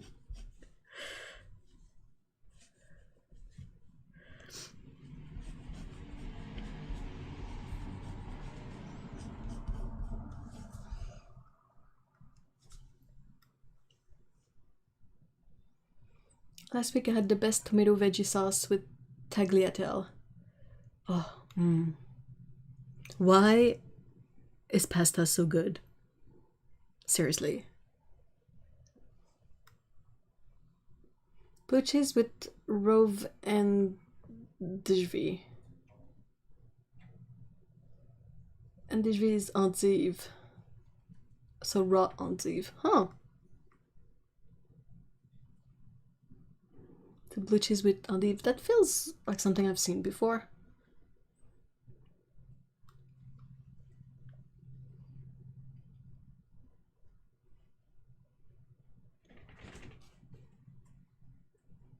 Being a dessert lover and unable to eat cheese is too unfortunate. I couldn't take the loss.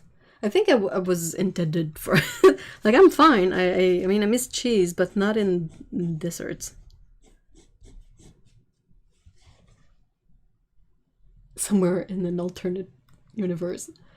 Alternate timeline.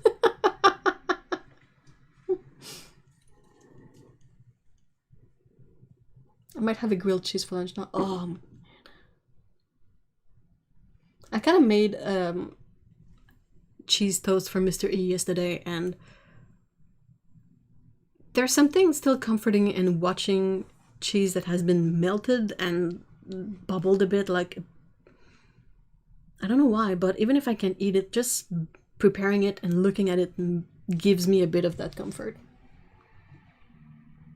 I don't drink much alcohol, but I will always put it in my soups, sauces, and gravy. Interesting. I can't have any alcohol anyway because of medication, but...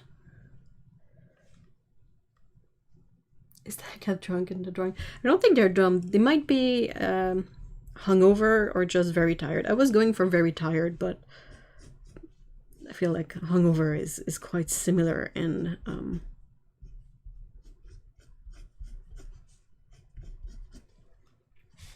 They're both waiting after their coffee to brew. But they're having fancy Chemex coffee.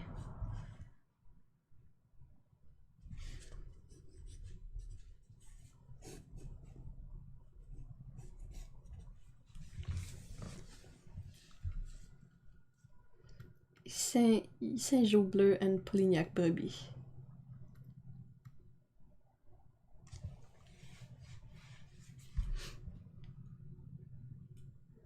Cheese is so cheap in France, and alcohol is too. So I guess not the place for me right now. You'll be okay with a splash of wine in dinner because you always reduce it. Yeah, definitely, but it's just why I never think about it.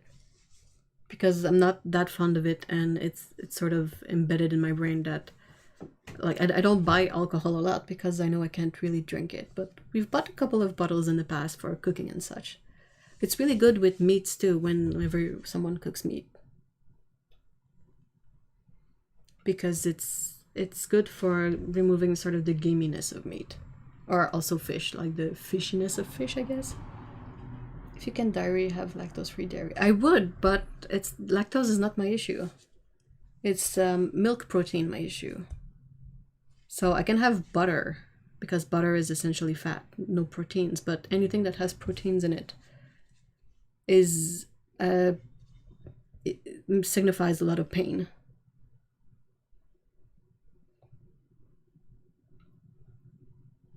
There's a lot of good alternatives, I will say. Like vegan yogurt has really improved.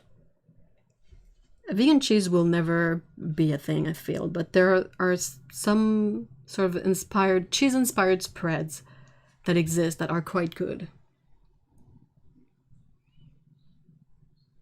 And I personally enjoy certain vegan cheeses, fake cheeses. Like, I can get a fake Parmesan at the grocery store, and it doesn't have the same texture, but they really did good on the taste and the smell of it, oddly enough. So I put a bit of that on pizza, just a sprinkling, and it's delicious. Girl, I know you're paying with special dietary requirements. Oh no, what do you have to work around? I make a lentil bolognese with a bit of wine, and it's so good.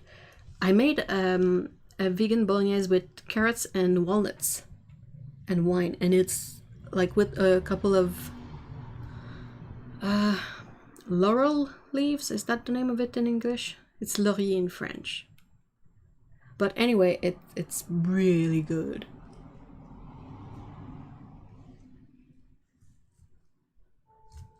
There is vegan cheese made from almonds or cashews now, and we can buy it at the regular supermarket. Yeah, I get my vegan cheese at the regular supermarket. It's from Greece, oddly enough. It's really good. Like, it won't melt like Parmesan, and it will not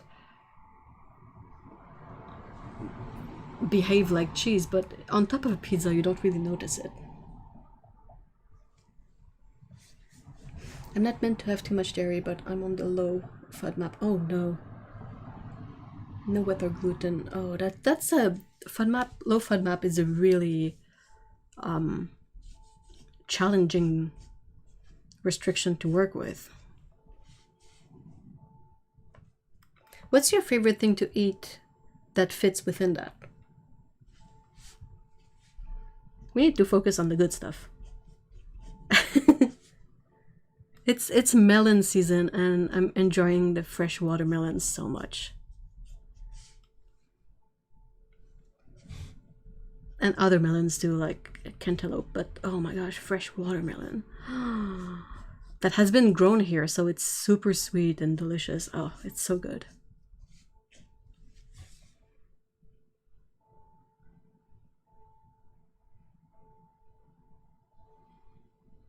Like, the thing with fake cheeses is that you can't really have them do the same things that regular cheese do, but there's a couple of places where they will fit in nicely. Some fake cheeses will work really well in a sandwich because they kind of feel like a slice of cold cheese, you know, or sprinkled on top of a pizza or mixed into pasta. Like, it hides the fact that they're not exactly like cheese better. But if you try to make like something that has been like baked with cheese on top, that's harder because it doesn't behave the same way. I'm going to head out and have lunch since I'm hungry. Well, have a good lunch.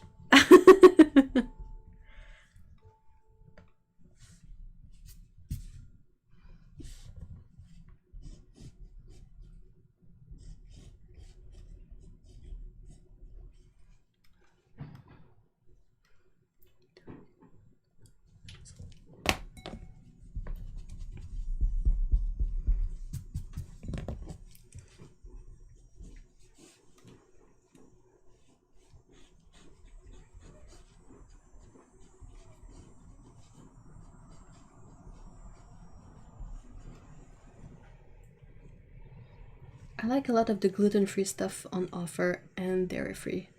My new fav is this Tiger Bloomer. What is that? I love oat cream, and I'm trying so many cereals that actually taste better than the big brands. Only thing is a lot of stuff has sugar in them. That's true.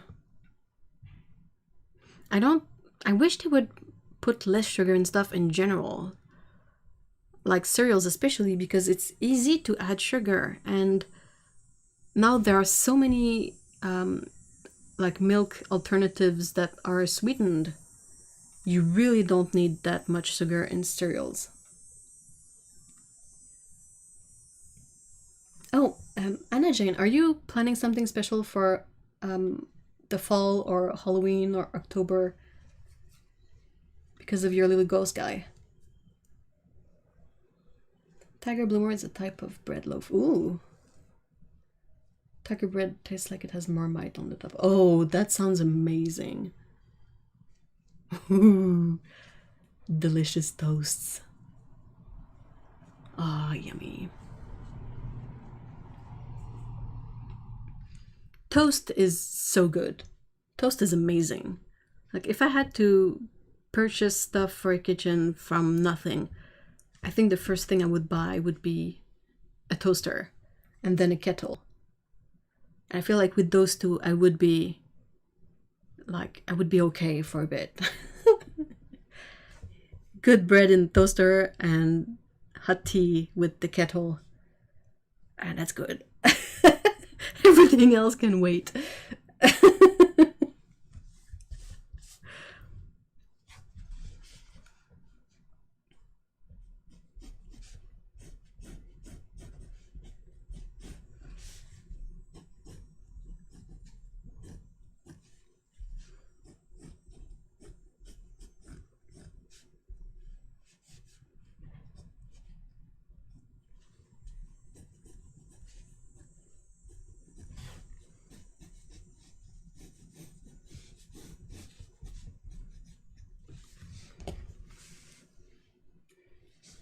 Our friends that got married last weekend, we gave them a bread maker.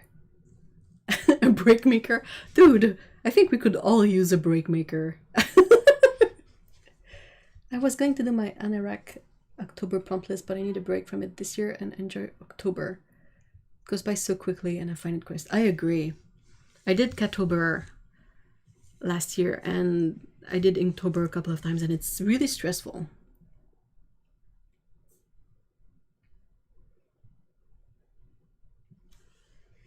I'm trying to think of ways to make the challenge more bearable in general. Sorry. Because I know I can't do one drawing per day in real life. It just drives me bonkers. I do a batch of them. And then I have a couple of days of break and then I do another batch. But I was thinking, I was looking at Peachtober. Sean's list of October prompts, and I had this idea of starting with a scene. Let's say I just start with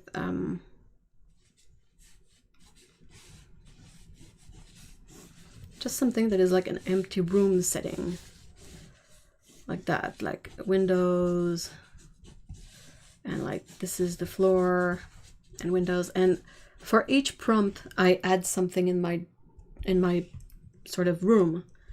So let's say one prompt is orange. Well, I add orange drapes and sort of build an image a bit each day. I feel like that's a bit more manageable because it's not coming up with the whole new drawing every day. It's just a bit of a drawing.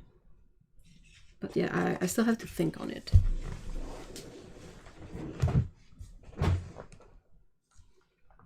By the way, everyone, make some cinnamon sugar and grill it on toast. You will feel autumnal and happy. Do you put a layer of butter? Butter, cinnamon, and sugar on toast is amazing. You always do an amazing job. Oh, thank you so much. But it's so hard. It's such a hard challenge.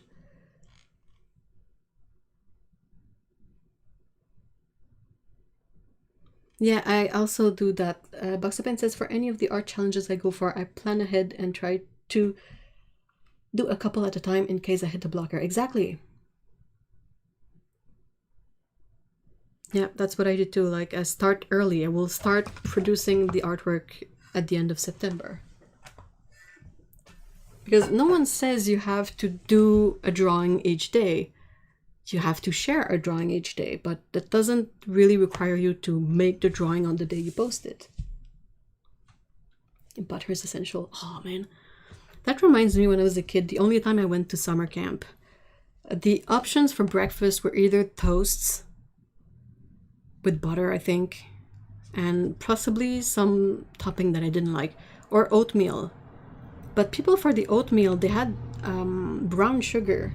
So what we ended up all doing is grilling the toast, putting margarine on top, and brown sugar. it was good. I mean, as a kid, can you really have something that is more like carbs and sugar and fat than that? Maybe reels of drawing and painting would be a good idea for approaching a new way of doing prompts. Yeah. Do you do reels a lot? I don't think I've ever done a reel on Instagram.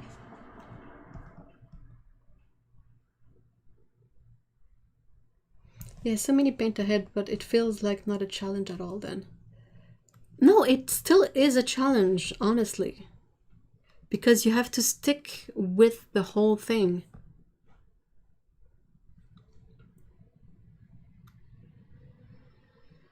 And it's a, to me, I feel like it's a more healthy challenge because you take the planning of it in consideration. Unless your whole idea for the challenge is to draw something really small each day. Like I've seen people take a big sheet and do like each day they draw a plant, a small plant. Like that I can see not necessarily planning ahead too much, but for an actual full drawing, I can't fathom people who don't plan it. I totally need to do. I need to look into it. I'll take notes.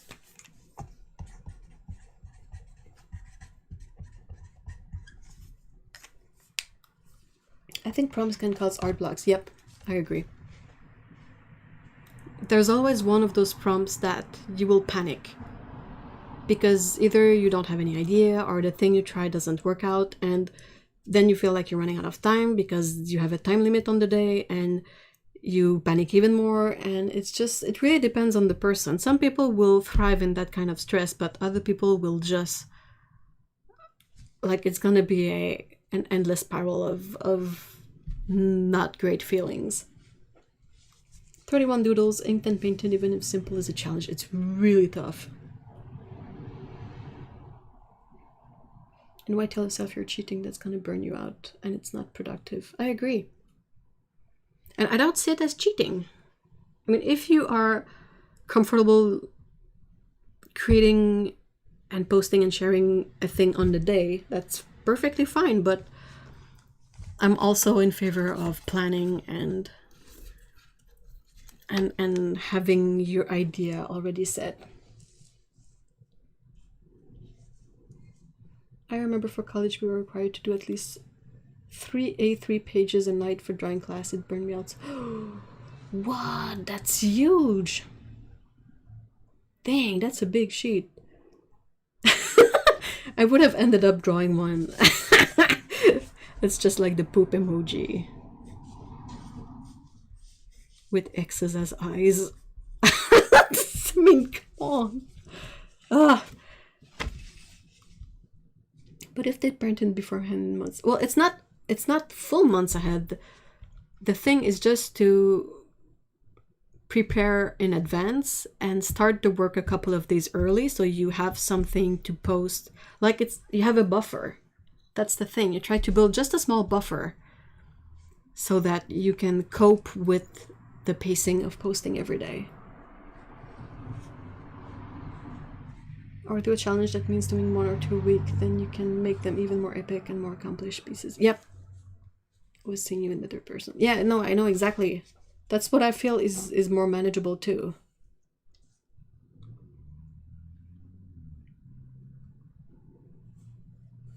Like you choose a prompt. I've seen some Inktober where people have just like a handful of prompts and it's 1 per week. I heard poop emoji as poof and uchi.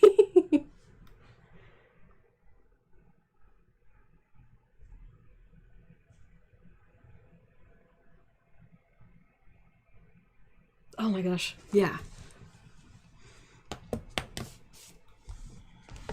Hold on, I'm gonna mute this for a sec.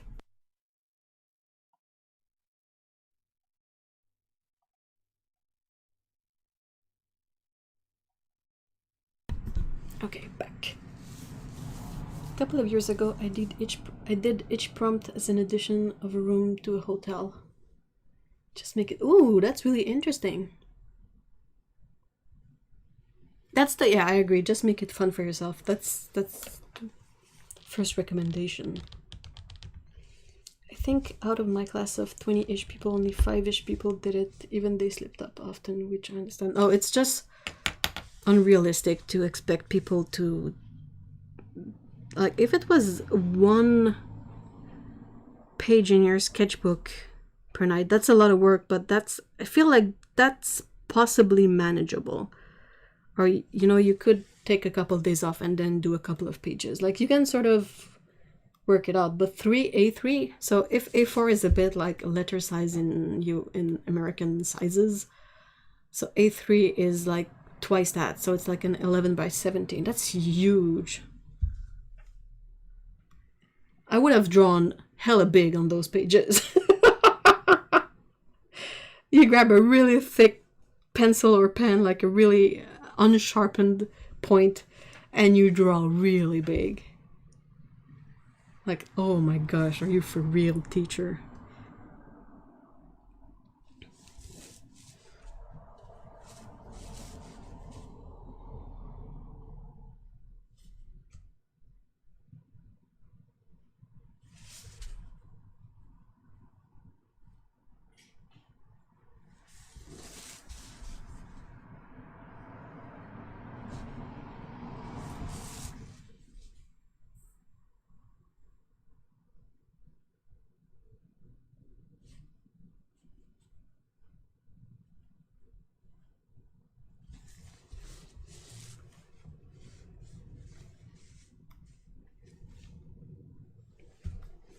Hosting a prompt list is challenging in itself, sharing a lot of artwork and stories, and I felt like I was repeating sharing the same artist's works every day. That was hard too.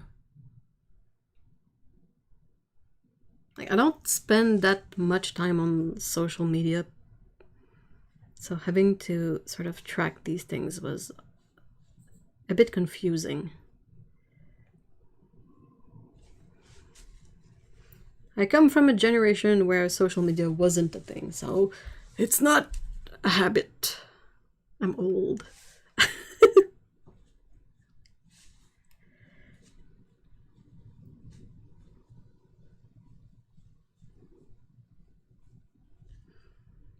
Like, kids these days, they've been teenagers with phones in their hands, but when I was a teenager, we didn't have phones. We had pagers if our parents were rich. Oh, thank you so much for being here, Yuri. Have a great weekend. When I did it, I made loose ink drawings each day. That was nice, but posting them was so intense. Yeah, and that too. Baxabane says we had hours of code to write a night. What? So I can understand, but imagine forced creativity. Well, coding is creative. That's the thing. That's the thing. Like, I feel like you don't necessarily have to draw to be creative. Like, coding is problem solving, and that requires a lot of creativity, in my opinion. Cattober is the event that made me brave enough to start posting my stuff. Oh, I'm so glad! There wasn't enough people actually participating. Oh, really?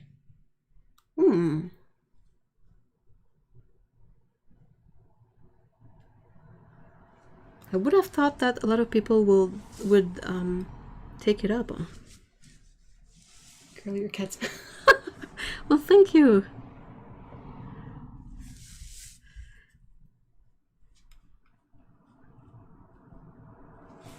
They're really therapeutic for me to draw to, in a way.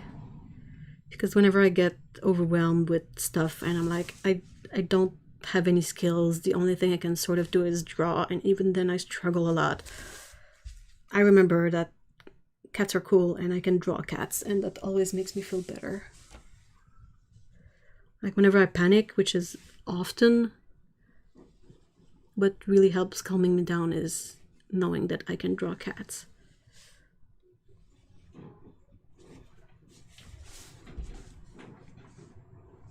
I would say around 25 people joined in last year's prompts. But that's not bad. I mean, but yeah, it's a lot of work. I feel like with Cattober, at the beginning there were maybe 10, 15 people, and by the end just a few. Which is fine. I mean, it's really hard to follow the challenge for a whole month. No problem with that. But yeah, it's a lot of work to host to those challenges too. Like, I don't even know how people like Jake Parker would deal with actual Inktober. It couldn't possibly retweet everything, but dude.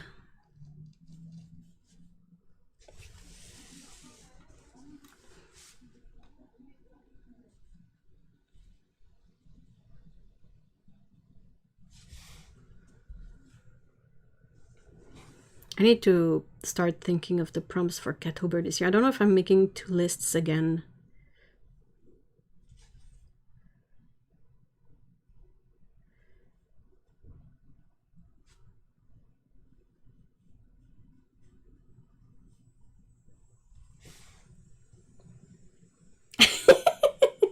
Jake Parker is the worst and doesn't share hardly anything, or it looks all the same. Yeah. He is very focused on expanding his own brand, in my opinion, of course.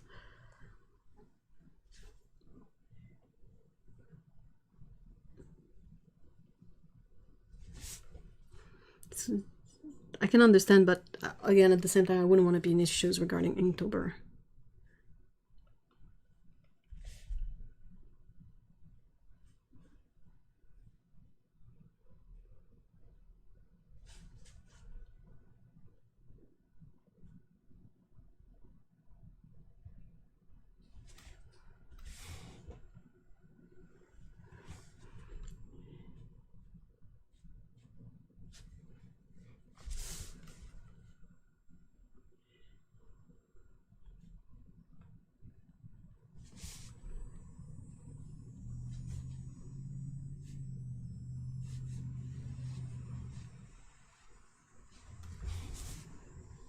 This is gonna be so wonky when I look at it tomorrow. But I feel like for testing out a piece of paper, that's a fine sketch. It works, right? I'm basically doing what I usually do, but without the step where I sit back a bit and give my eyes time to rest.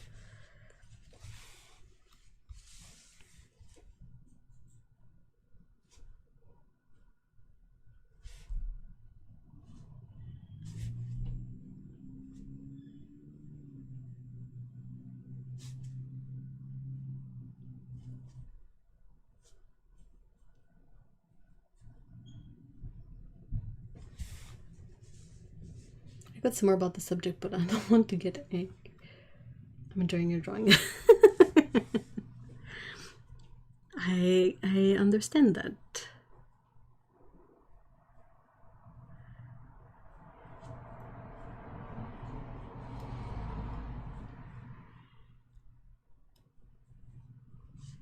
The only reason why I'm sort of not saying a lot about the guy is because Mr. E like was a big fan.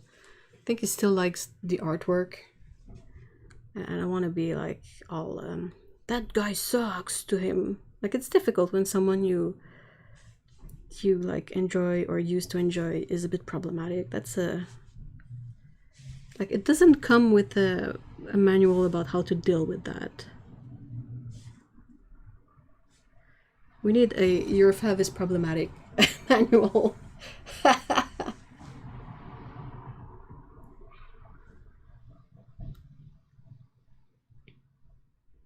And that got slumped on the chair. I'm definitely this one here with the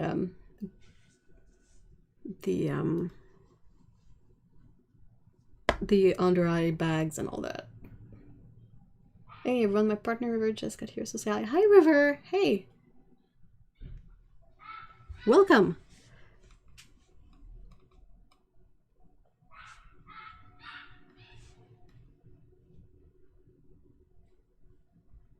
I don't know if you can hear the yipping outside. There's a house nearby where they have a husky and a tiny chihuahua. And they kind of have the same pattern of coat, which is sort of hilarious. But the chihuahua is really loud. And it's always like, yep, yep, yep, yep. And I'm like, oh my gosh. Seriously. How can something so small make so much noise?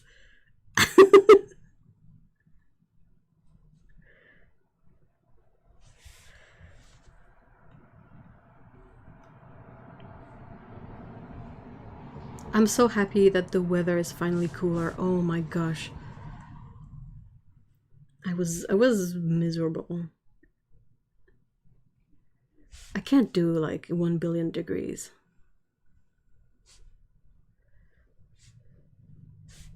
Oh, this chair is so slanted off. Eh.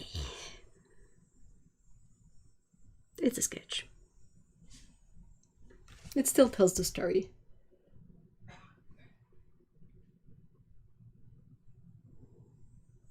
We're gonna head off in a minute, but I wanted to show them your stream. Oh! Well, hi! Of course, they come in when we're not talking about food, but usually we talk about food a lot in here, so... Yeah, the husky is not too noisy, but the chihuahua, oh my gosh. I really have fallen off the dog person wagon because I thought that was Bird. It's a really confusing noise because we're like, we know there's the chihuahua, so we kind of know by now, but you're like, is it a kid? Is it a weird bird? What's making that noise? And we had to like see the chihuahua making the noise once, and we're like, oh, it's the little doggo. Okay. I used to spend time at my parents' friends' house with their kids and their chihuahuas. Oof, yeah. Hey, thank you so much for being here, Sarah. Have a great weekend. We will be here next Saturday, so... Of course you can pop in. Of course. Do you guys do the thing where you ink up a drawing, but then you forget something that is like the furthest away from your drawing hand on a drawing? So you basically have to put your hand on everything you've inked before and risk smudging everything because you sort of wanted to start with the fun stuff rather than the stupid chair.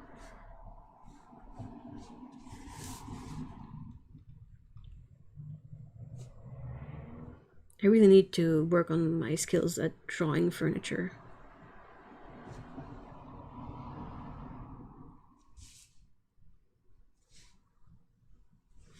I mean, it reads as a chair, but it's a really lousy chair, if you know what I mean.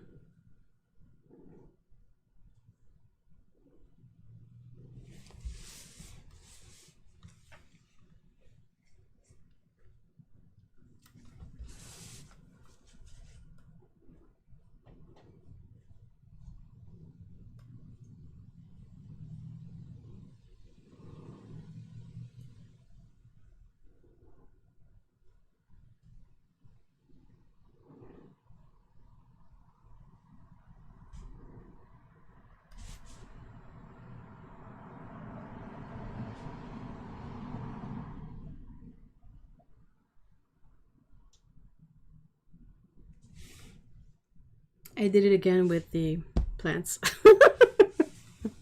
Good job, me! Oh.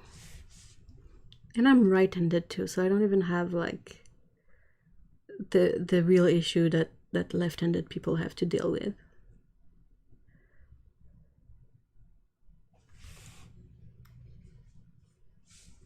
I needed me some Ash Ketchum gloves like you. They're more like Mickey Mouse gloves, honestly.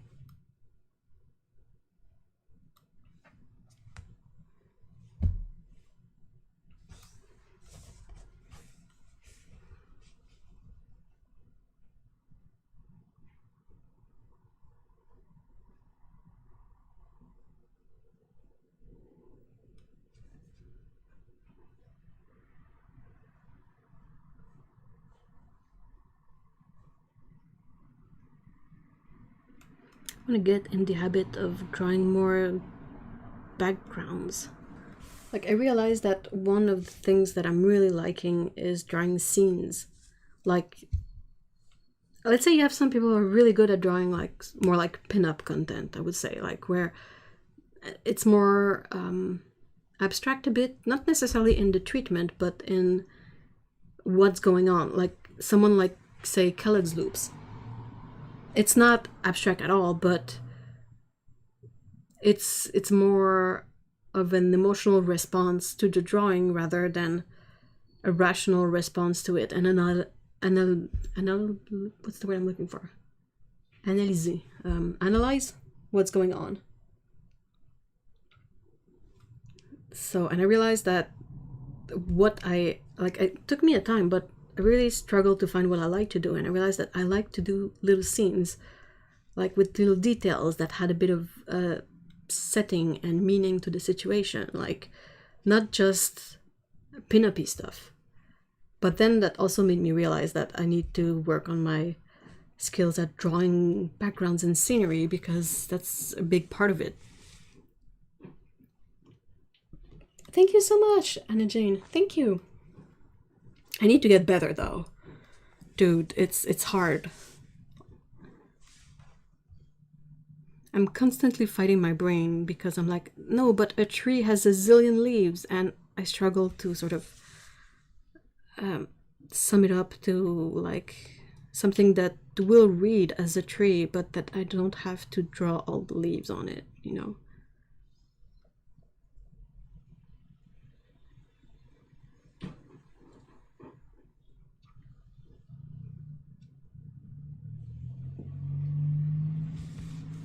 But thank you so much. Thank you. Hey, Maureen, the gloves are just because I had some moisturizer on. And I don't want to put the stuff on my drawing. If I do backgrounds, Hubs always says I shouldn't. But his art is in the right place. Aw. Yeah, backgrounds are really hard to set up. But that's the thing, like I think most people overshoot what they think works as a background. Like a background doesn't have to be very complex. Like you don't have to go and do this thing with 3 vanishing points and you know, like really complex stuff and buildings and whatnot. And do you sketch? If I sketch? Yeah, I do. I try. Like I do preliminary sketches before drawing, but I also do studies and copies and stuff in my sketchbooks. I feel like oh yeah, I did a couple of background studies recently. I was like, where did I put those? But I just remembered where I put them.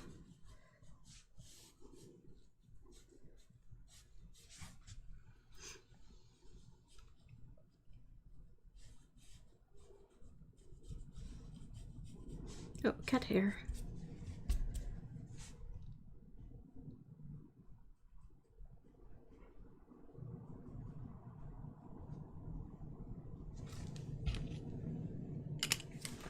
Ah, that was almost a big nightmare. Hold on. Ah.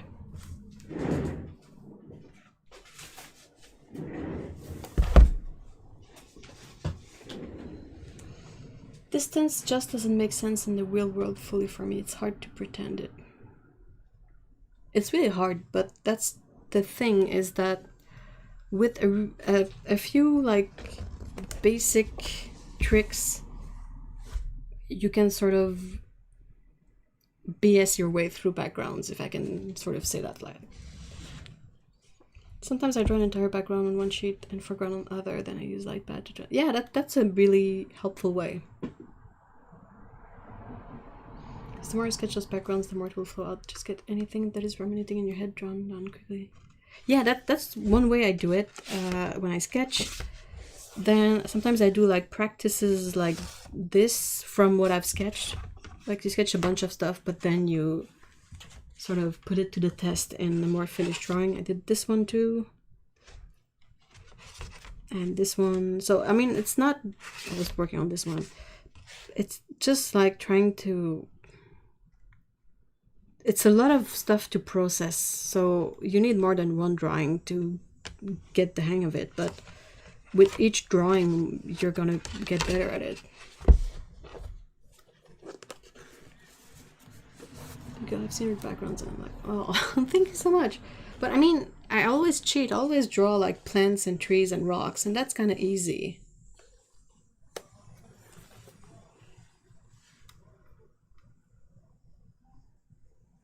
Focus is the issue. If I sit down and say I'm just going to do some sceneries, I end up drawing characters too. That's perfectly fine. Characters add a lot to scenery.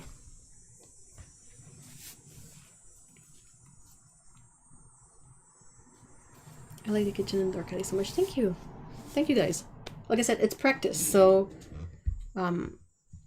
it's a lot of work and it's really hard to evaluate for me to do, but as long as I still enjoy making them, I will continue making them and try to process a bit more each time.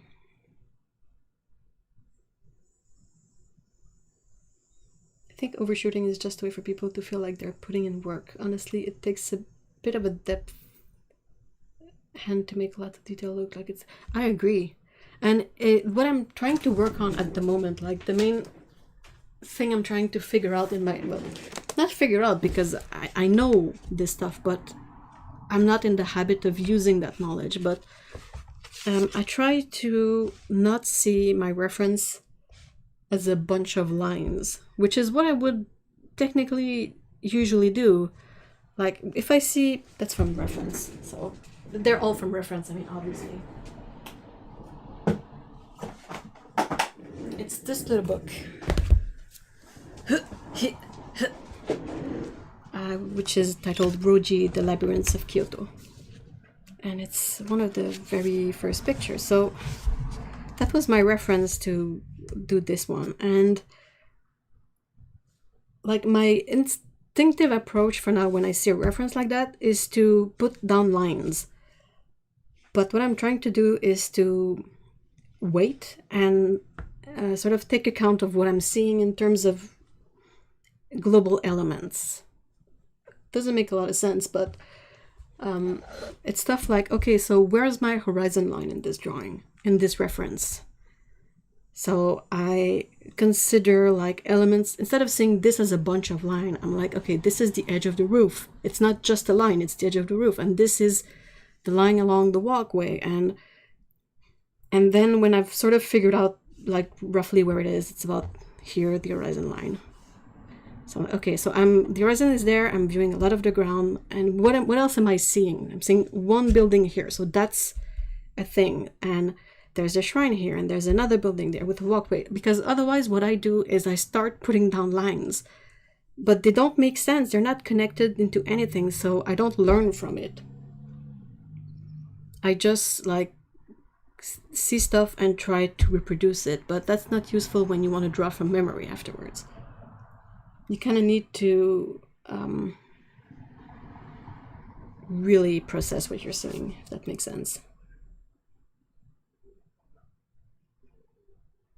Was that a focal point? Yeah. Yep, definitely. That's like the next element is like when you recreate something from what you've learned, it's a bit like, what is your drawing going to be about? What do you want to showcase the most in your drawing? And like I feel for this reference, the most obvious would be, well, the shrine. So you got to make sure that when you draw inspired by this image rather than studying this image, you make sure that the shrine is a good focus. Anyway, so that's the book I've been using. This is the other one that I've started, but it's just like rough. So I'm really starting to like start with big shapes and then understand how the shapes divide and what I'm seeing. It's hard.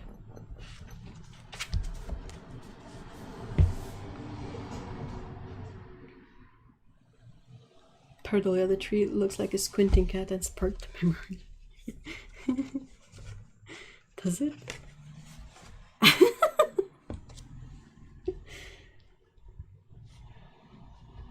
What's the photos of cats sleeping in the model villages? You have to send it on the Discord. I think it's okay to think of it as lines as long as you understand the relationships. And like you say, it might just be easier to understand the elements such as this building. Yeah, that's the thing, is I have to be careful because I go to the extreme of just thinking in lines, and then when I step back, nothing makes sense. Like I see the lines, but I don't see the lines in relationship to the rest of it. So I really gotta sit down, take a moment, and be like, okay, what exactly am I seeing? How do I set it up, you know?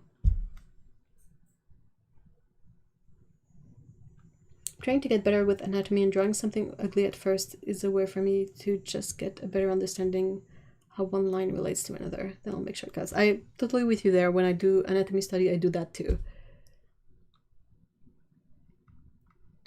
But I feel like it's easier to do with anatomy because it's easier to take a step back and check your anatomy to see if it works or not. Rather than something like a bunch of buildings, I feel it's trickier.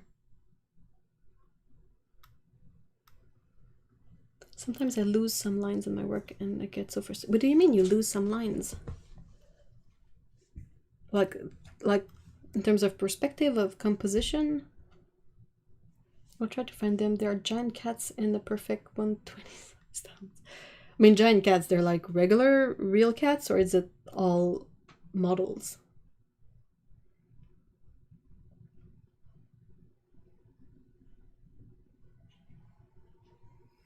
Practicing more scene placement with characters and such, and placing characters in a setting is challenging. Oh, it is.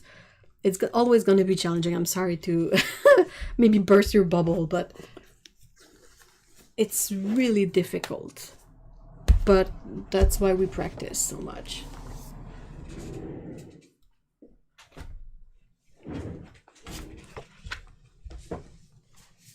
When I draw sketches, sometimes I'm so heavy with the shadows that the line disappear. Oh no!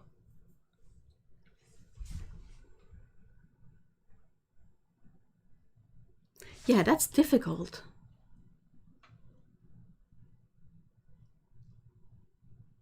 I'm trying to think of if I can think of examples of how people manage that. I've seen people like do the lines in white when they disappear in the shadow, but that's harder to do in traditional media than digital, let's say. Normal cats in the model town. Oh my gosh. Sounds amazing, by the way.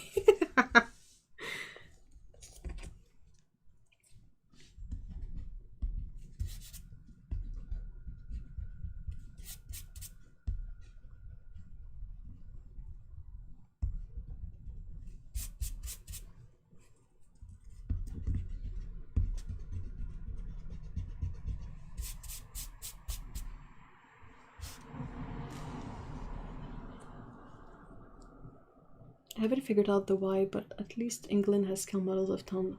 Yeah, there was that in Hot Fuzz. Memorably in Hot Fuzz. Isn't this a great space to discuss these things? I'm glad you enjoy it, but I really try to try to keep the live streams as something where, as if we were a bunch of artists getting together for a drawing session or just a chat with a hot drink and a snack. Honestly, I have the biggest problem with proportions when I started. I knew about the 8 head. 8 head is tall figure, but I think it also takes practice to just understand shorthand ways of drawing. If someone drew now, it looks like you're doing a restoration. Proportions is so hard, even light. Oh, everything is difficult, honestly. We didn't choose like the only way being an artist is rewarding is if you enjoy what you're doing, because for everything else, like you have to put in so much work and so much effort that if you don't like what you're making, it's not sure it's worth it.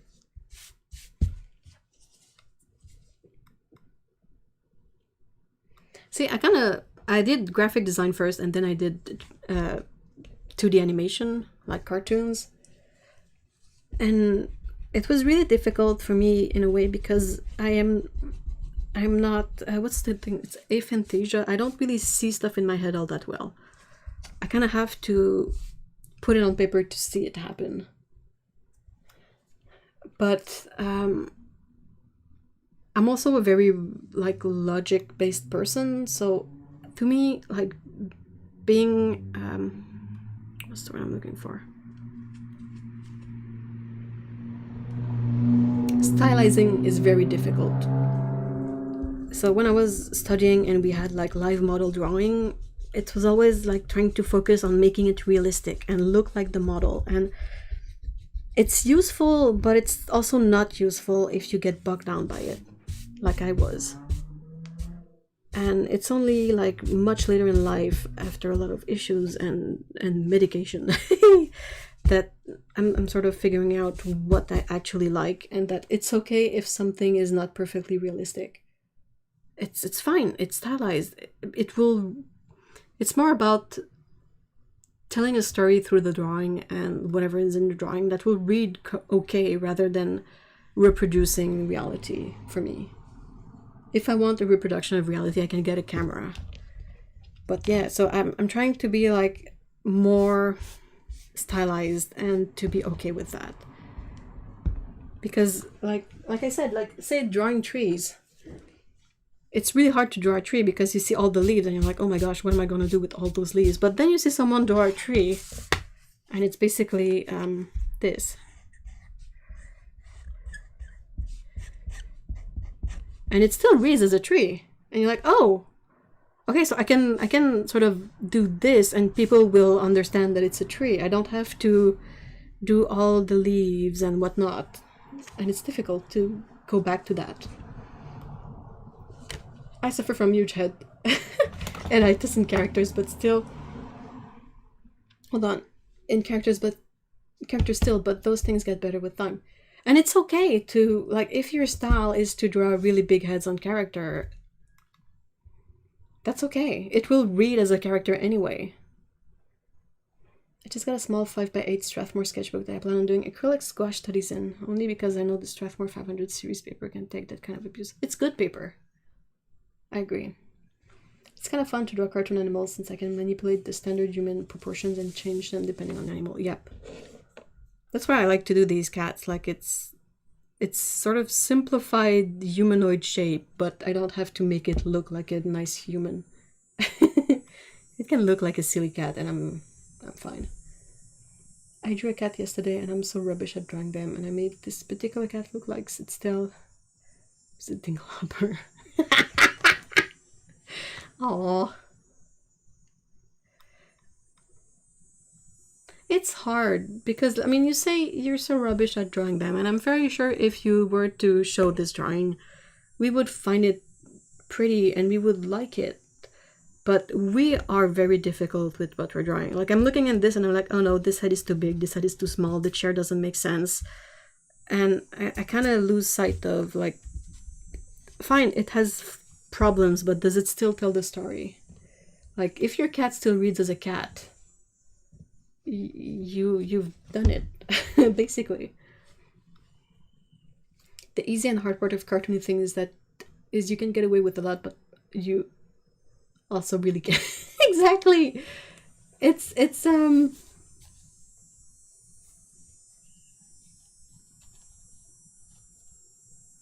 I did show it on story. Is it still there? I'll have to check it. Because, I mean, it's a cat, so I kind of have to check it. But, yeah, I try things, I'm trying to learn things, and it's difficult because I feel like I'm old in terms of, like, in relative age of being an artist online. So that's another, like, hurdle that it's mentally really difficult. Logically, it makes no sense, but mentally it's really hard.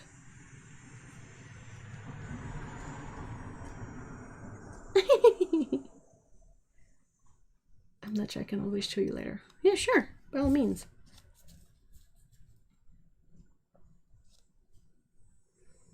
You can't be old enough. I know, but it's difficult. Like, we can't help but compare. And when you see someone who's like half your age draw better than you, it messes you up, really. If you're old and I'm old. Maybe we're old. But I mean, actually, I know I'm not old technically, but it's just difficult. Because we're wired to measure ourselves in terms of achievement and, you know, all that stuff. But it's not. Well, I'm older than you. By a bit, but still. Hold on, book, the book.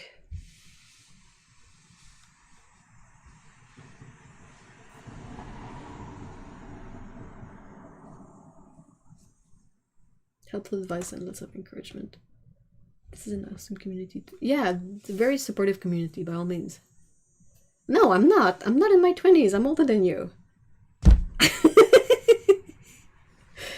Age ain't nothing but a number. Yeah, I know. The rational part of me knows that. But the part that needs medication to function is like, you're so old. How come you're not better at this, you know? Oh no, I'm not in my 20s. Dude, these are long gone. I am old!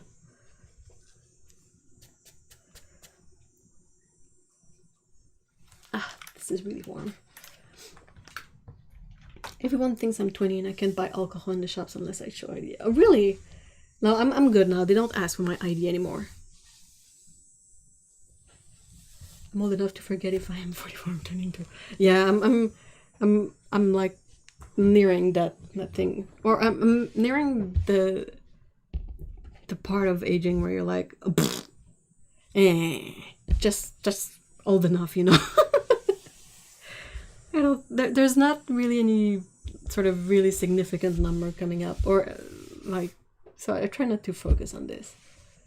But yeah, I'm short and I'm a bit chubby, so I look younger than I am. Nobody, so far, I think no one has been able to see me and guess my age properly.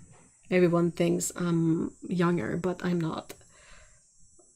I don't buy alcohol often, so I don't really get asked for my card often. I'm surprised because I'm starting to get white hair and I'm a redhead, so it's just really weird.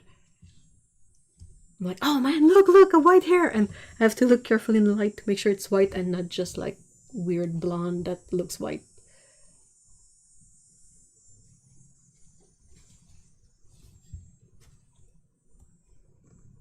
I mean, I don't care. Many people have like the rational part of me knows that age means nothing because in 3 years' time, oh, Scott, qu'est-ce que tu fais? Ok, tu veux de l'attention, c'est bon, j'ai compris. Ouais. Tiens, grosse pépite.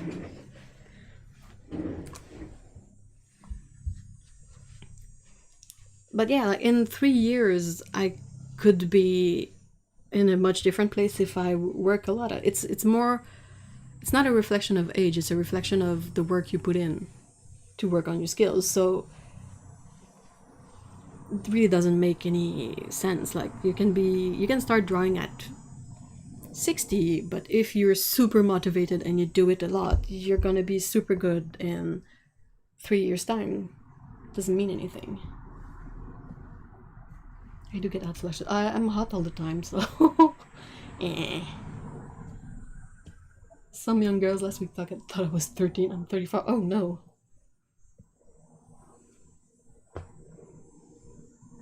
It's far enough from my birth year that I know. Or you know when you see like someone who was born in like you read that someone is 25 and you do the maths and you're like, oh, hold on, 25, they were born in like what, 96? Oh my gosh, I remember 96. Like this is Scout, or Scoot as we say. She has a lot of allergies. They're mostly inside her ears now, and one of her eyebrows is really bothering her. And her lips too. Poor baby. Poor baby.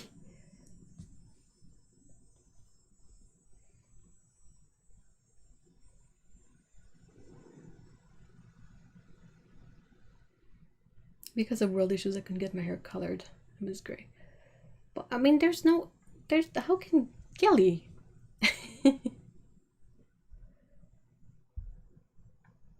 Oh, Christella, hi. I didn't see you, but hi. I'm 34, and last week I was sent to the children's section when I asked about vampire fiction for myself at the bookshop. I got nothing to say. Well, yeah, to be fair, young adults or like children books are often much more interesting to read than adult-ish books. If it's gonna be hot, then get super, super hot flashes when the times come. Yeah, I'm gonna be like, I'm gonna be miserable as what? Oh my gosh. I hate being hot. I need to move somewhere where it's always cold.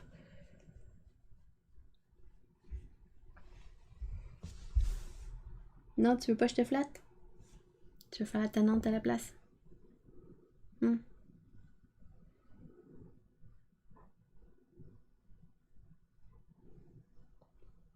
Yeah, that's the thing. Like with gray hair or white hair is some people get it like in high school. So I kind of feel it's really unfair to make it a parallel of age all the time because you never really know when it's gonna happen.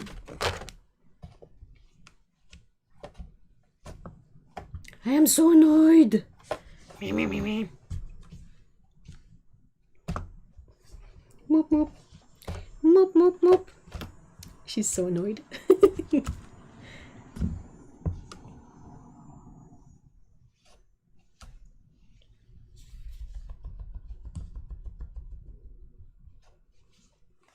Why? Vrai? I was literally looking at a video of a city that is literally a freezer all the time. You could even get frostbite if you're not careful. Oh, wow. Never dyed my hair, but I want ombre green. Ooh, that would be pretty. What kind of green?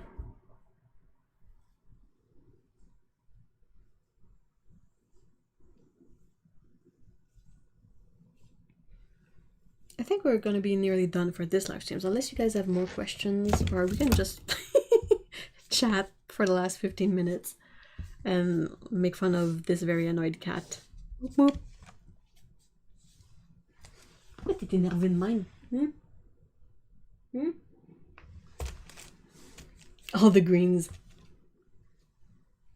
There's so many pretty greens, I swear.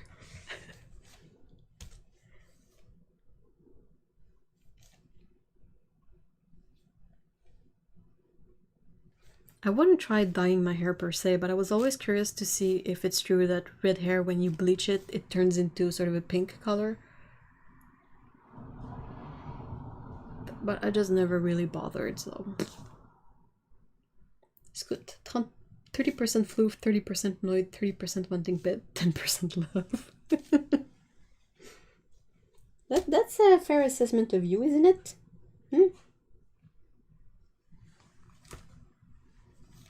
100% temperamental. 100% character.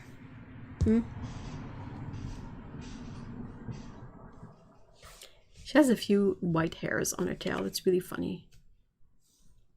Boop. I have black hair. I'd love to dye my hair, but it's just look black. And it would be too much of a hassle to take the color out of my black hair. Could you get it a bit like bleached to reveal some color instead? I don't know if that's a thing that happens.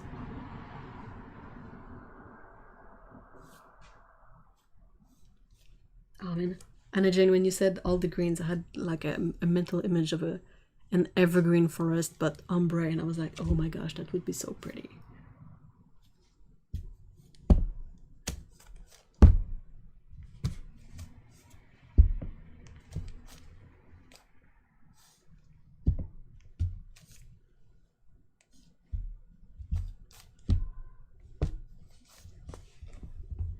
That really annoys her whenever you trap her tail.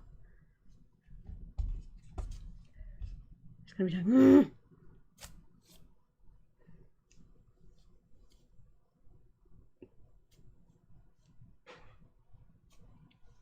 I exist to troll my cats. It's way too funny. I know most black hair that gets bleached will just turn yellow, and overdoing it will just make my hair brittle. I'd have to make do with some reddish color. Yeah, that's doable though. And also with black hair, you can get some really nice highlights. Like you could have black hair but with red highlights in them. Like not highlights and bleaching areas, but like when the light catches on your hair, the highlight is a red tint.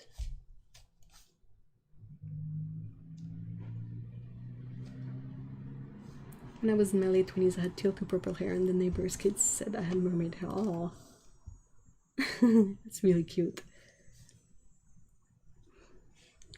Grabby.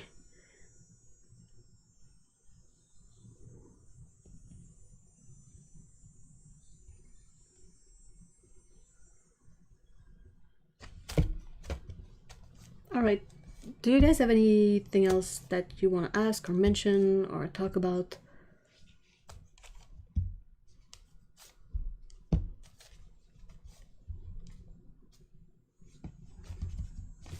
I could remove the gloves, actually.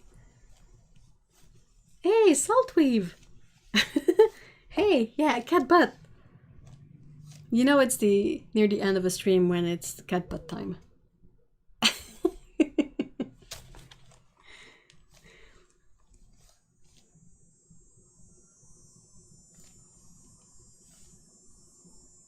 Mostly done. I did this.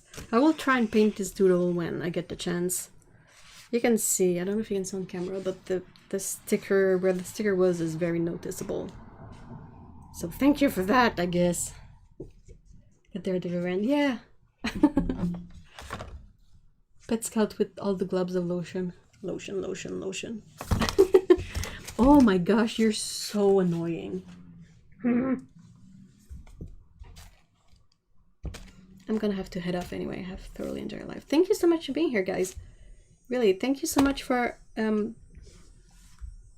taking part in the live stream. As always, it's so much fun to have the Caturday live streams with you guys and talk about all sorts of stuff, from art to food. She's trying to jump on her chair. C'est loin, hein? Ouch! Oh, maudit! Oh, she has claws, and she decided to use me as a stepping thingy to get to the window. Why? Oh, sorry. So yeah, stream is gonna be next week at same time, same place. Oh my god, she put water everywhere. I didn't see that. How did you end up putting water everywhere? Oh, I swear. Anyway, thank you guys for being here today. Yeah, like I said, next week, same place. Next week, same time, same place. Yeah, I can do it. We also have the Discord server where you can create an account and chat about all sorts of things over there. Really nice community, really, really friendly and understanding and helpful and really nice people. So thank you very much, guys, for being here today, and see you all next time. And in the meantime, have a great week, and I hope things go well for you. So bye bye.